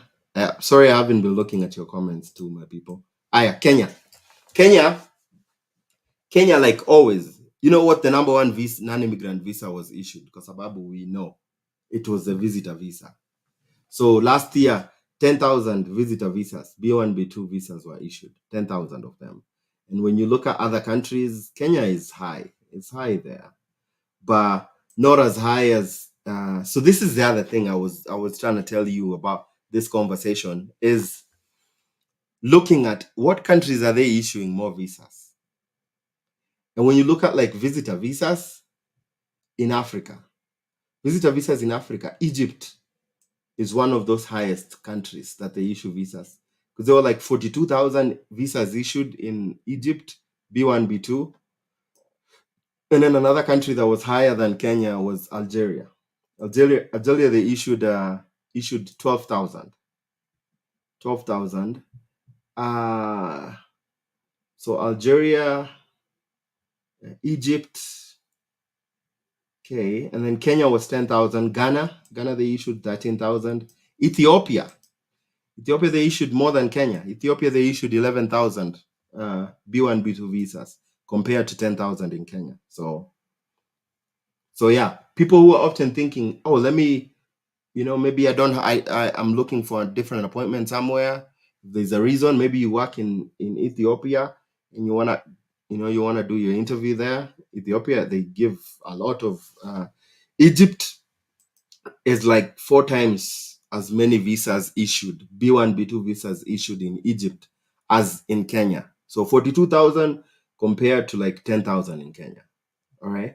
And then let's go to other countries. Let me know if you're here with a different country and you want to know your statistics. I will let you know. I know for sure Uganda, Tanzania. I know this, it's thin. I will make it bigger. Make it bigger. Pole. I will make it bigger. Okay. So Morocco. If you'll notice this one thing, by the way, do you know that the DV lottery, they select more people from North Africa than they do any other part of Africa? So, and you can even see the visas that are issued in visas that are issued, like the B1, B2 visas, 15,000, close to 16,000 Morocco, 42,000, close to 43,000 Egypt, 12,000 in Algeria, 12,000 in Nigeria. So North Africa, they issue way more visas.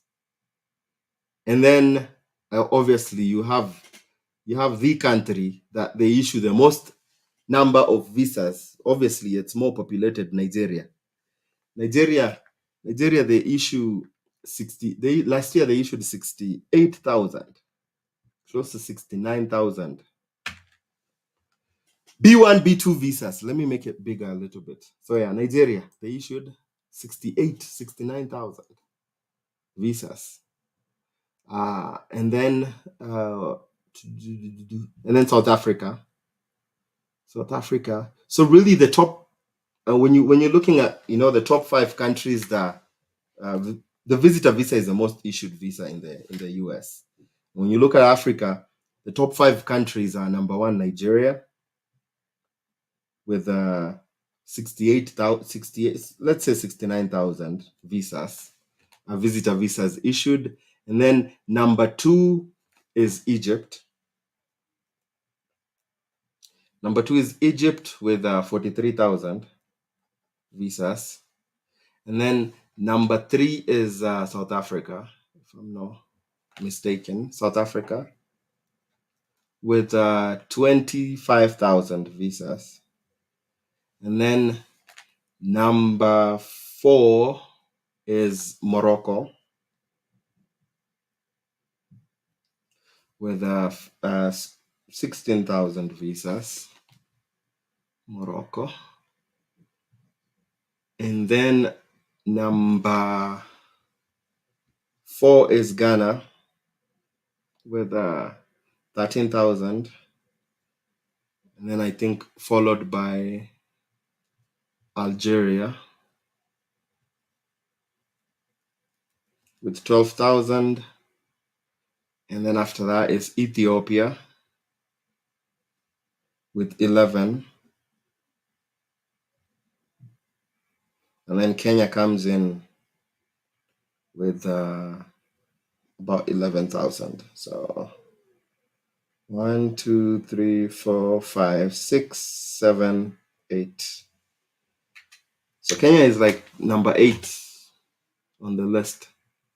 Number 8 on the list. Then let's talk about my people from Uganda. Uganda, there were 5,200, like 5,200, not too bad. 5,200 visitor visas issued. Tanzania was, following after that with 4,100. 4,100 visitor visas issued. 4,100 visitor visas issued.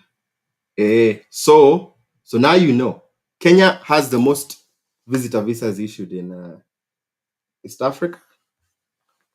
What is Sudan? Oh, even Sudan, South Sudan, they don't get a lot of visas issued in Sudan, South Sudan. Ooh, yeah. So there you have it. There you have it. So then let's go back to Kenya and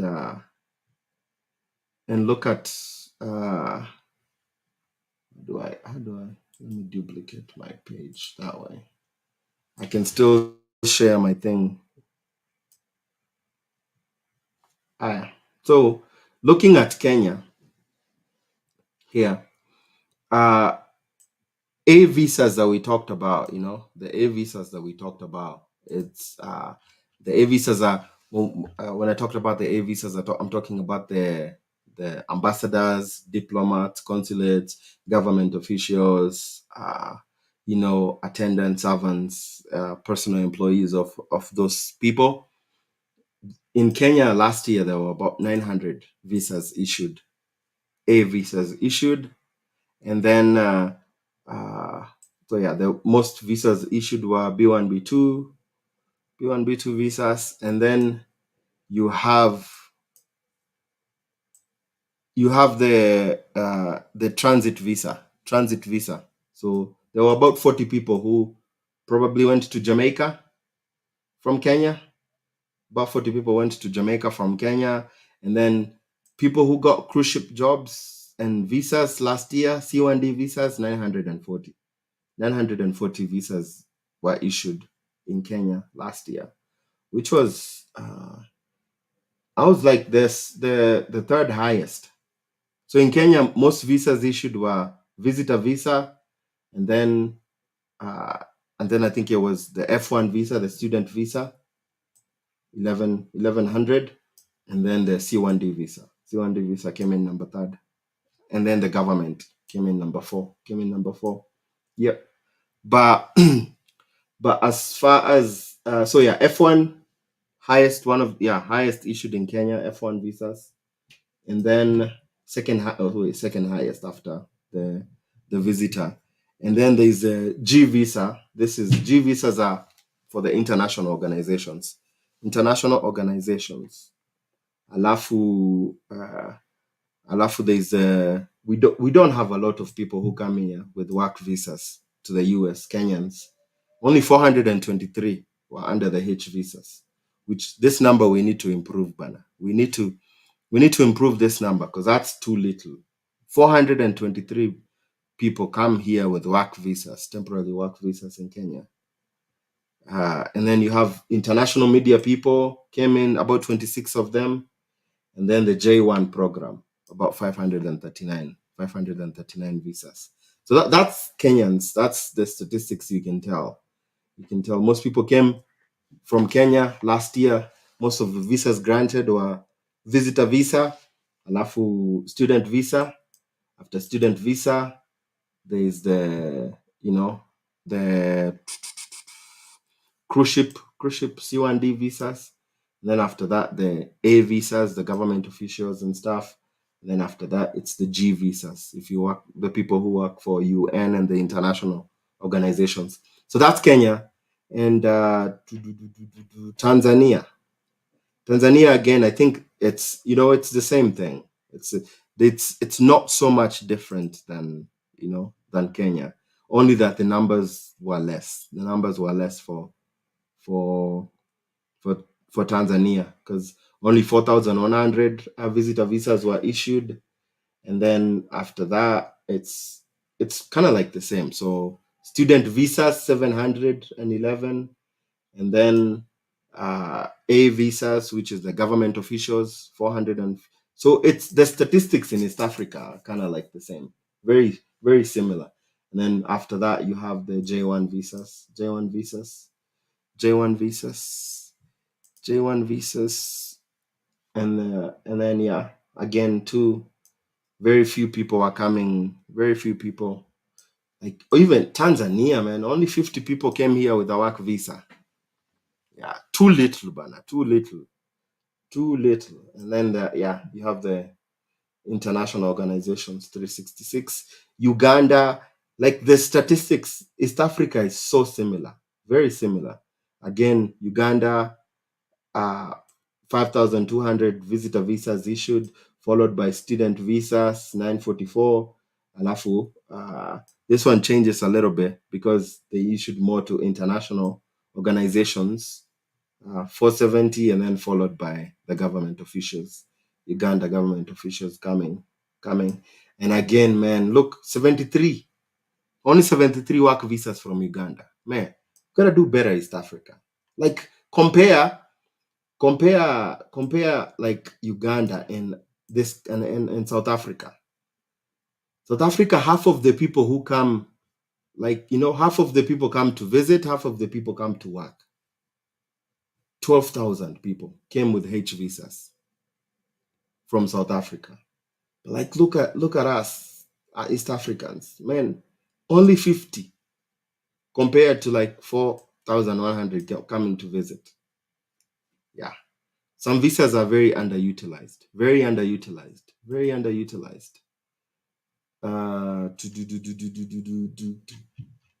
Yeah, let me see.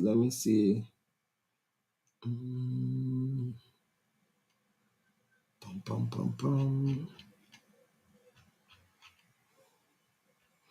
I don't know if this is as important, but I can share this with you guys, so that you can see These are like the visas, number of visas that have been issued by each country from 2013 to 22, the last 10 years, the last 10 years. So statistics on the last 10 years. And you can kind of tell which countries get issued the most visas. And obviously, Nigeria is banned for from the DV lottery because they have the most number. See, most number of people.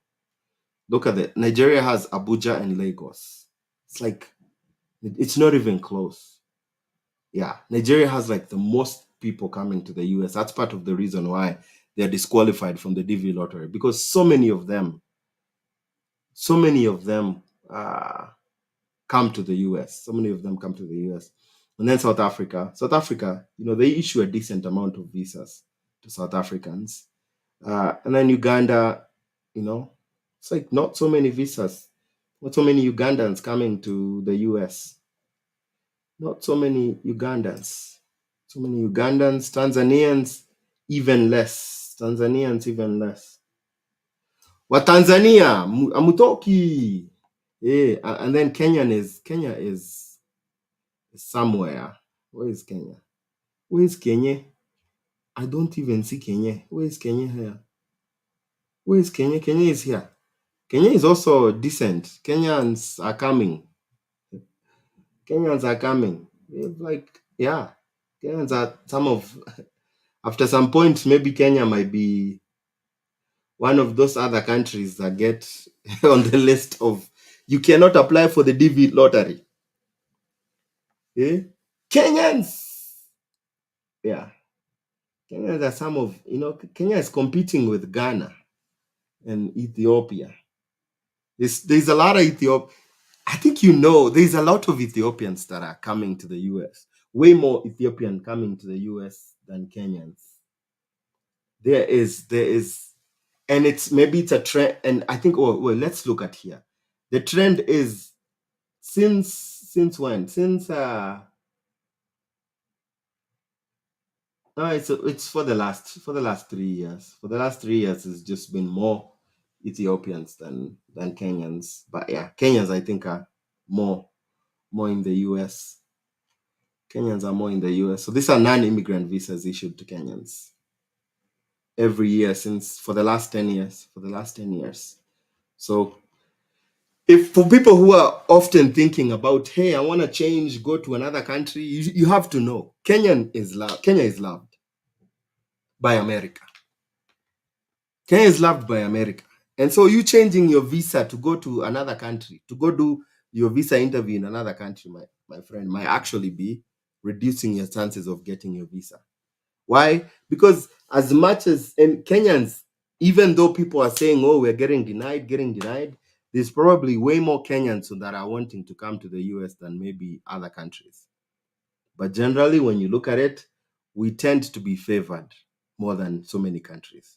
So you changing and going to another country saying, oh, I want to go do my interview in Tanzania, Uganda, is not really, yeah, doesn't really improve your chances. Doesn't really improve your chances.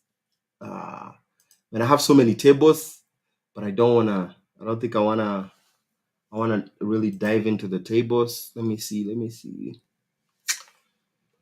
Mm,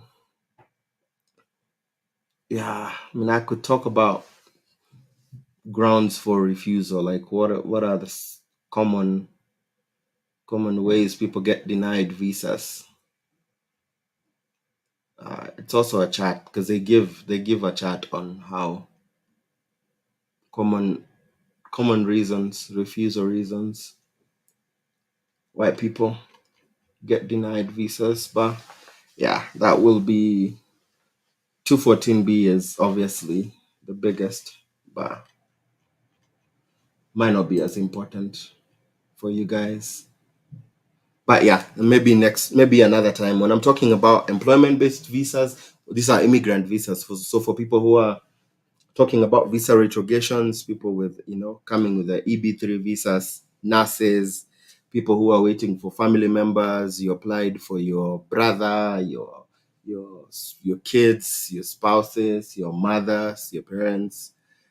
There's a whole lot of thing going on interpreting the visa bulletin. These are some information that I give it to you, but today's topic wasn't the most glamorous. It wasn't like me, bringing somebody who's super interesting, but I think it's really good information. Very, very good information. Very, very good information. So yeah, anybody who asks you the question, what are some of the ways I can come to the US? Show him this video. Show him this video and say, these are the ways. If you want to come to the US, go apply one of those visas. So many of them. So many. Hey, sawa. Fiti man.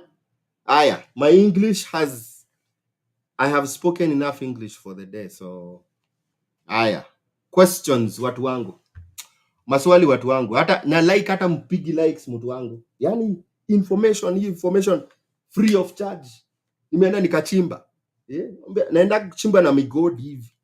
Naona watu wanani hate saa ingine, watu naona ma agents wananichukia sana kwa sababu nakuja hapa napatiana. Lakini hata hao ma agents, kwa sababu sio kila mtu, acha tuseme tu kweli. Mimi nitajaribu nisaidie watu. Watu wetu hawasaidikangi. Hata nikiji, watu wetu watakuja tu, wengine watakuja kunitusi, wengine watakuja hata uwasaidia aje. Hata Mother Teresa najua kuna mtu anamutusi. So yeah, mimi nitaendelea kuwapatia information, na ni information very, very, very, very useful by the way. Hopefully itanini bana, itasaidia mtu, na najua ishasaidia watu na najua itasaidia watu.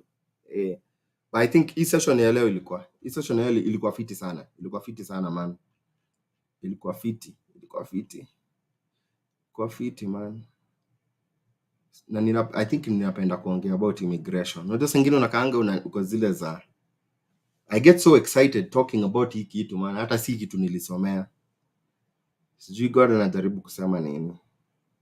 But napenda especially ile kitu napenda kueducate watu man, because kama kuna kitu kwa hii dunia, kama kuna kitu sahihi ni man, watu wetu man hawapendi ku spend time ku gather information. But information iko very, very important man. Tuko information age, usiende tu hivyo. Na hii si ati unajua mtu anaweza sema hii ni jabaration ati sijui nini. Mimi nakuonyesha ile kitu iko yani wewe kuja upingane na mimi na statistics, na hiyo ndio kitu mimi tutaenda hapo. Kama ni facts tuongee facts, tupigane na numbers. Hizi ni numbers US yenyewe government ina release information freely available. Usipoingia utaiona, but pia you have to know it's there, kwenda kudig information kaa hiyo. Ndio mimi nafanya, mimi naenda nawachimbia na waletea hapa. Wakusaidika watasaidika. Watu wa TikTok naambiaga mazi, TikTok unajua uko na 10 minutes kujaribu kuongea na 10 minutes hata walianzisha juzi. Kitambo ilikuanga 3 minutes. Ukienda kufanya hivi point video inaisha. So huwezi fanyia watu. Alafu pia man, nini yangu kama video za niko na videos sijui how many thousands of videos hapa TikTok.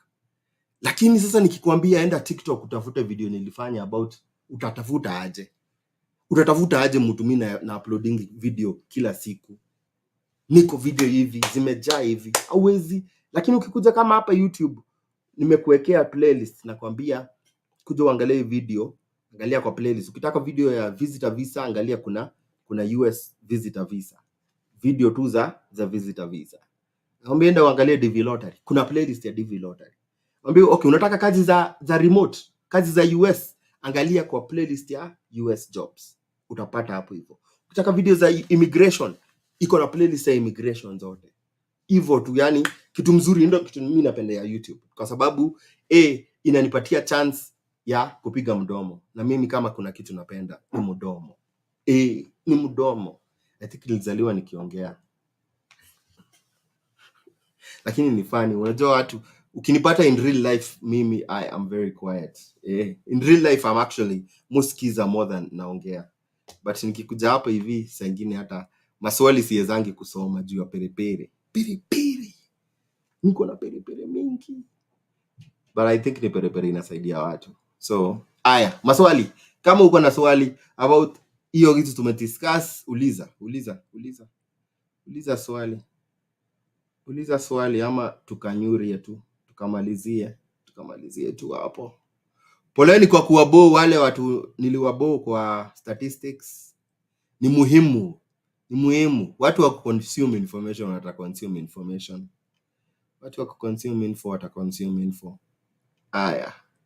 Kama una swali by the way uliza.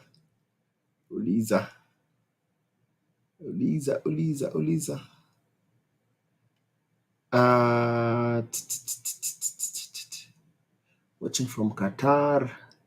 Where have we gotten those numbers? Department of State, US Department of State. Ni numbers ziko available. Wanakuanga na report every year wakimaliza. Inaitwa report ya nini? Ya report ya visa every year. Kila mwaka.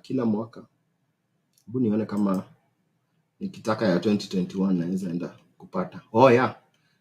Kutoka 2000 wako na reports kutoka the year 2000 all the way to 2022. Every mwaka wakimaliza mwaka wakafunge, wanaekaga hii information iko free of charge, wanai-release huko.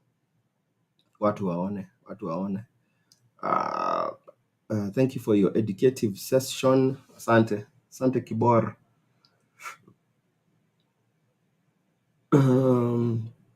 Ati conjugal visa ni gani hiyo? Siku conjugal visa ni gani nani? Cash koala. H2B umesema HB2 na I think ulikuwa na mean H2B. H2B visa nita apply aje sasa? By the way, H2B visa haiko. Last time I checked, Kenya is not on the list. East Africa is not on the list. Hiyo waga wana disqualify countries zingine. But H2A ya agriculture jobs hiyo iko. By the way, na kama tafadhali kama unanisikiza na ulikuja hapa US na ulikuja hapa US either na L1 visa, ulikuja hapa ulitransfer kutoka Kenya, Uganda, Tanzania with an L1 visa, man na uko na story, kuja utupatie story yako. Kama ulikuja hapa na L1 visa, kama ulikuja hapa na O1 visa, P visa, R1 visa, man, nione inbox tafadhali. Nione inbox. Kuja upatie watu story yako man. Hizi ni nini? So kama ulikuja najua P najua wase kadhaa. But kama ulikuja na P visa, R visa, R1 visa hiyo ya religious, nione kando tafadhali. Q1 visa, Q1 haikuagi common. Lakini kama ulikuja na Q1 woi, niambie ama we ni mtu wa TU U visa, T visa, umepata hiyo through. Niliwaambiaga by the way, ikikuja ni stories za U visa na T visa, kama umegongwa na agents na huyo agent ako US, kama huyo agent ako US na unajua ako US na uliletwa hapa akikudanganya vile, unaona vile wanadanganya watu Canada, ati na muache kubelieve hizo vitu bana. Acheni kubelieve hizo vitu. Mtu hajawahi leta anybody, hajawahi saidia mtu, hata ujui mtu ati amekuja by the way umse alinisaidia kuja niko hapa kwa sababu ya umse. Yani mtu jaiona amesaidia anybody, lakini uko willing tu kutoa pesa uende ulipe mtu akufanyia kitu just because ako na platform. Chungeni sana history ya kudanganywa hapa hivi ati niko na agent legit. Achaneni na mkikataa mtakuja, si naonaga mmejaa kwa inbox yangu mnalia vile mligongwa. Vile achaneni stories, sijui nitawaambiaga makas. Hii story mimi na wasting na investing hii time yangu kujaribu kuwa educate. Ndio msigongwe na vitu kama hizo. Msigongwe na hizo stories za agent bana. Nimeona ati wanasema ati mimi napelekanga watu na unskilled, kazi za unskilled. Unajua ile kitu watu hawajui ni information hawana. Na unajua utastruggle sana by the way ukienda mahali kama Canada ndio upate hiyo permanent resident in an unskilled jobs. Itakupatia shida. Itakupatia shida. kuchange nini yako ukuje upate permanent resident yako, itakuwa shida. Lakini watu hawanini, watu hawasikii, watu wanataka tu wakuje. Kwa sababu mtu ako na following na platform, anakuja tu anawaambia kujeni mnione kando. Mtu hata mwenyewe hajui, ukimuuliza hebu niambie process, hajui. Lakini wewe uko willing kuinvest pesa yako kwa mtu kama huyo, just because everybody, mtu ako na following kubwa doesn't make them ati genuine. Ni story mkuambiaga, ukisikia kitu inanuka kama scam, ni scam. Ukisikia mtu anakuambia utoe kitu na unasikia roho yako inakataa, fuata roho yako. Usipofuata roho yako utakuja kitakulamba, kitakuramba. Utakuja una lamba your lick your chops, chop your licks. Aya, okay. Here comes the questions. Swali gani? Okay, sawa. Joshua Mecha anasema, hi Owen, was requesting if naweza kuwa hii visa ya crew members, must one have work experience na wapate job? I think ni vile, si lazima juu kuna kazi zingine man unafundishwa, ni vile tu unajipresent, vile unatengeneza resume yako, vile una interview. Hizo ndio I think, vile una present resume, vile una interview. Jua watu kwa cruise ship wanataka nini? Watu wamechangamka, mtu atakama chapewera. So si lazima kuwe na work experience. Alafu pia saa ingine ukisemaga work experience, unajua saa ingine mtu uangalia work experience inaweza kuwa pengine wewe unaangalia tu kuandikwa kazi. Si lazima uandikwe kazi. Enda uangalie man kitu ulifanya. Hivyo ndio wazungu ufanyaga.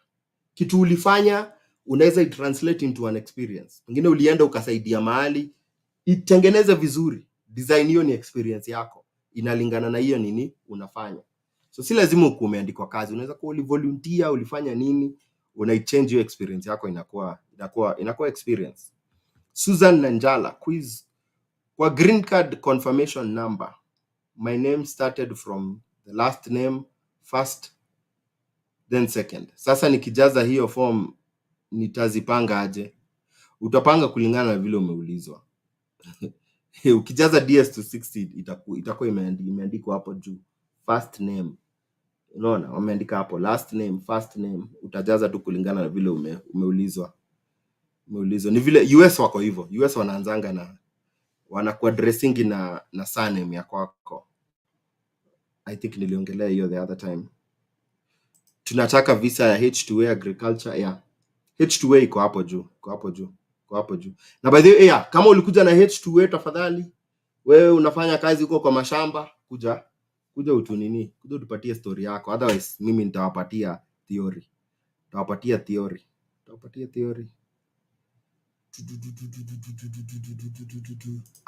Ati then with the same crew member visa can one get residence ama ukimaliza rudi home. Niko na watu kadhaa wali decide kukaa na C1D na wanateseka. Tafadhali home ukimaliza nini yako. I think sijui kama kuna mtu ako na maswali ama kwani nini yangu haina nini? Ngoja. Nini yangu haina comments. We chill. Kwani nimefunga comments? Nikichill. Windrose uliza tena. Sikupata. Na ukakosa date, for example Kenya uamue kwenda Tanzania ama UG, unasema si fiti. Mimi naweza kwambia kaa nini? Kaa your country. Kaa country yako. Usichange nini? Usichange country. Kaa country yako. Sengine unaweza kuangalia mara moja ukose, but kaa ukiangalia kila siku. Kuna watu nimefanya nao hivyo na nawaambia nini, nitumie nini yako, ndajaribu kulogin kama umelala, nikwambie kama sengine watu wakilala Kenya ndio hizo nini zinakanseliwa. Watu pengine mtu ana cancel the last nini kama before before watu walale. So hizo ma open slots zinakuwa sana sana sisi watu wa US tukiwa macho. Kama mimi nikienda niangalia, na mnasikiaga saa ingine nakujanga natengeneza video nawaambia, by the way, kuna hizi siku zimefunguka, kuna hizi. Kwa nini? Kwa sababu saa ingine siku zao funguka kama watu wamelala mtaa, kama watu wamedozi mtaa.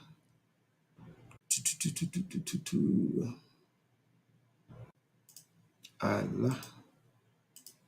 Yeah. Pole kwa blackout. Aya. Kwani hii TikTok watu wanaweza, kwani watu hawezi kucomment? Juu naona tu watu wamejoin hata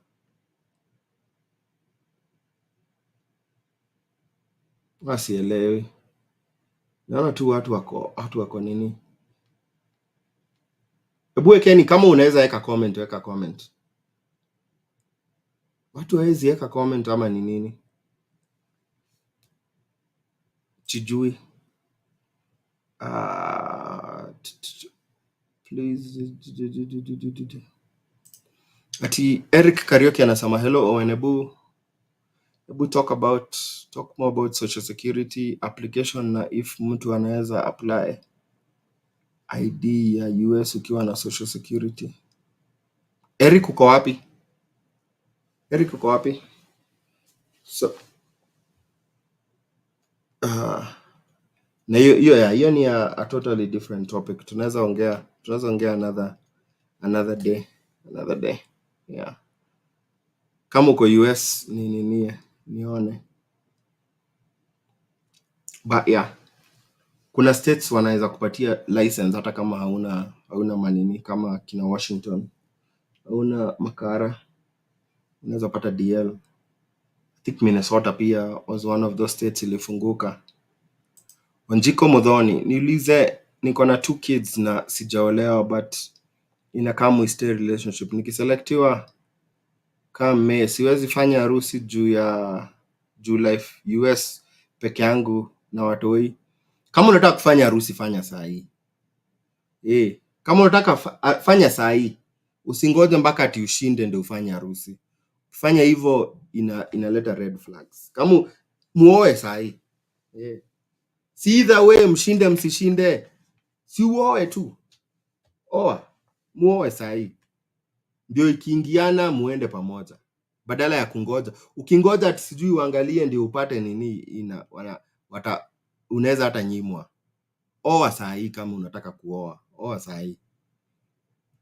saa hii. Nani? Ian Kamuru anasema, vipi mkuu, kuna YouTube video umefanya ya kujaza I-134?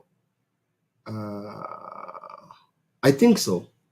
Yeah, I think nilifanya video ya nini ya affidavit of financial support, but ni form rahisi sana, na nikaongelelea about poverty levels yenye ni kitu wanaangalia, ile kitu wanaitisha transcripts ama 1040 ni tax return. Asha, hello, when is it possible to get EB3 while on visitor visa?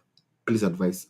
It's possible, lakini itabidi basi umefanya extension ya juu. Kupata EB3 lazima ukue in status, so that means you would have to extend your visitor visa. Pata msem nini hata kuextendia hiyo visitor visa.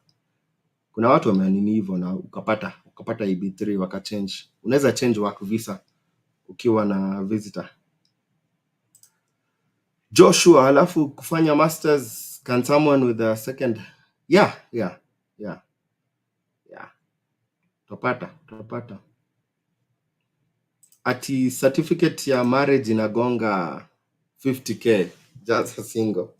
Si koti iliweka injunction hiyo kitu. So wenda saa hii uchukue before zipandishwe. Si koti iliweka injunction. So kama kuna time ya kumari ni saa hii, ndio umari saa hii uchukue certificate before court itoe nini. Before hiyo kitu wa nini government ishinde. Enda watu wakamu stay and then muolewe saa hii before nini before ikatae. Yeah, I think kuna kitu mbaya na nini yangu. Watu hawa nini hawezi comment. Alafu ati uende ufanye harusi kwa AG ati 100,000. Kai. Government ya Kenya haki. Wanacheza. Is the music man from your mouth to God's ears. Unasema next year you'll interview me from the US, man. I'm here for that, my brother. I'm here for that. Here for that. Come through maze. Kujeni through tupige nini maze. Mkuwe ma encourager. Tukuje tushikane pamoja man, to encourage watu nini. Acha nijaribu kuanzisha nini yangu tena juu. I think ina nini. Inaleta mbadala. Start.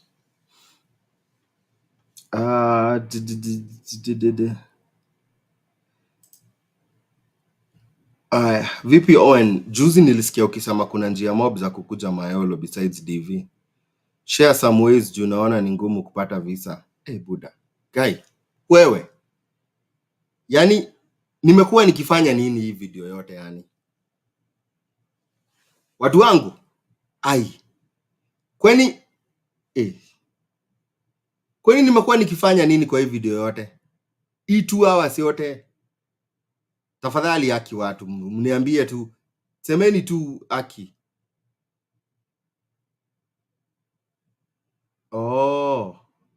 Only subscribers can comment. Okay, I didn't know that. Where? No, my people, Aki, tell me. Nimekuwa nikifanya kazi ya Eric, that's what I've been talking about the whole time. Okay, umejoin sahi, sawa. Ende urewatch hii video. Hii video yote imekuwa hiyo swali yako. Hii video yote imekuwa kujibu hiyo swali yako. Other than DV, what are some of the ways unaweza kuja majo?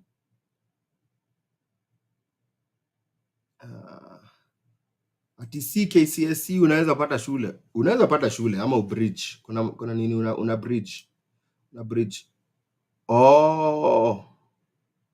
Nimeshika. Mnasema ati TikTok inasema ati watu lazima wanini. Zikuwa na yua. Kindly elaborate.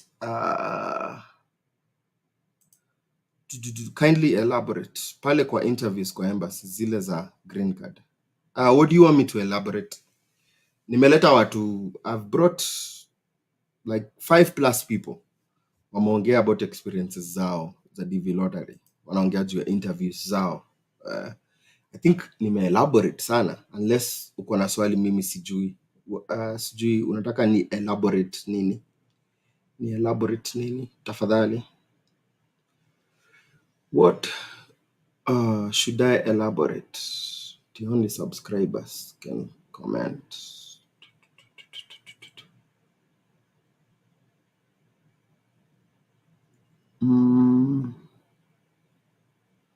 Yeah, Aki. Sielewi unataka ni elaborate nini? It's a very easy interview, by the way. Hiyo ya nini? Susan Njala.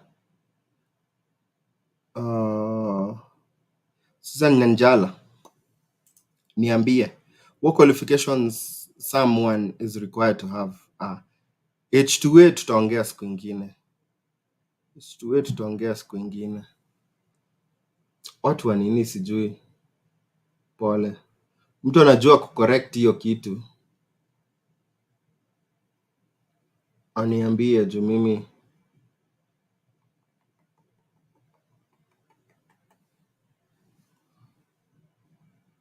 Pam.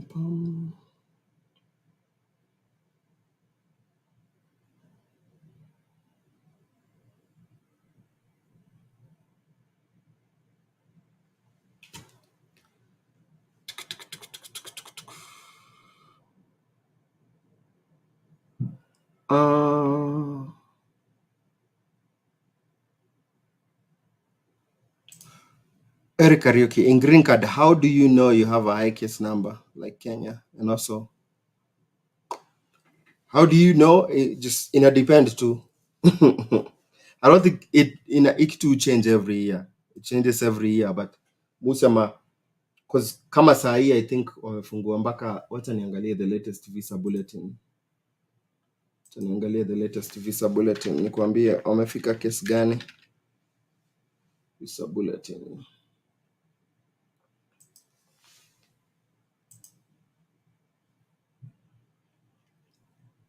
Juu tuangalie ya December. Angalia ya December. By the way, kama kuna mtu anajua ku undo hiyo story ya nini aniambie. Hiyo story ya subscriber. I have no idea. Nilichangia wapi?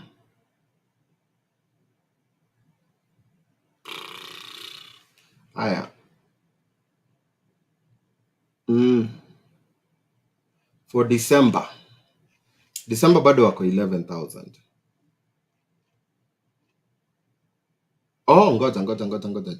Januari wataenda 22,000. So Januari watapanda. Januari wataenda 22,000. So it looks like hii mwaka wanaenda haraka sana.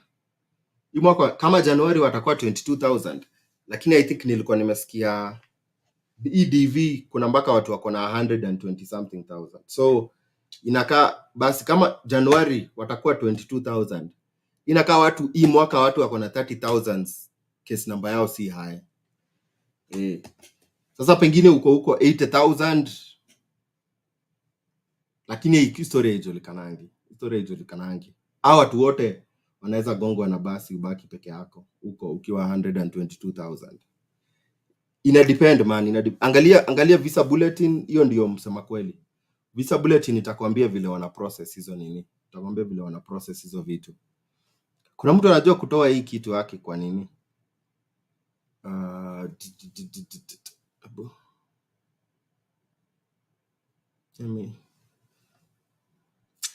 So yeah. Visa bulletin ni msema kweli, itakwambia kama case number yako ni high. Because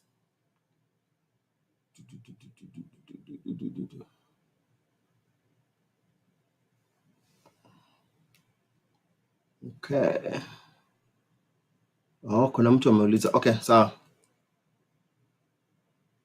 Estangeche anasema B1 B2 visa, if I have Europe visa but didn't manage to travel when filling there, should I leave it blank yet visa is stamped on my passport? Ngori. But so ulikuwa na visa na hauku travel.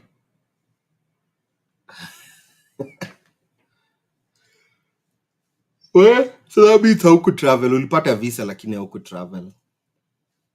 So yeah, hauku travel. Ukweli ni hiyo. Ukweli ni hauku travel. Ulipata visa but haukuenda. Na wanauliza zile place ume travel. So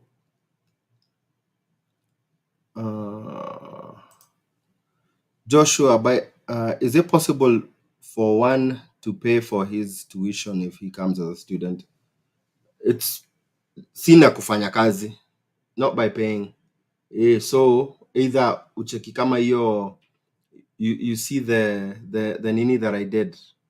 I did a live the other day na nani na Rotich about kuchukua loan ama upate scholarship, or you get a scholarship. But otherwise you cannot rely on the nini kufanya kazi. Unaweza, but kuna watu wanafanya hivyo by the way F1. So unafanya kazi so much in the summer that you save enough money kupay for your tuition in the fall and some in the spring. Alafu unaingia kwa payment plan na university. Ulipange pole. Unaweza. Watu wamehaso hivyo, watu wamehaso hivyo, but ni kujituma. Hiyo nayo ni kujituma.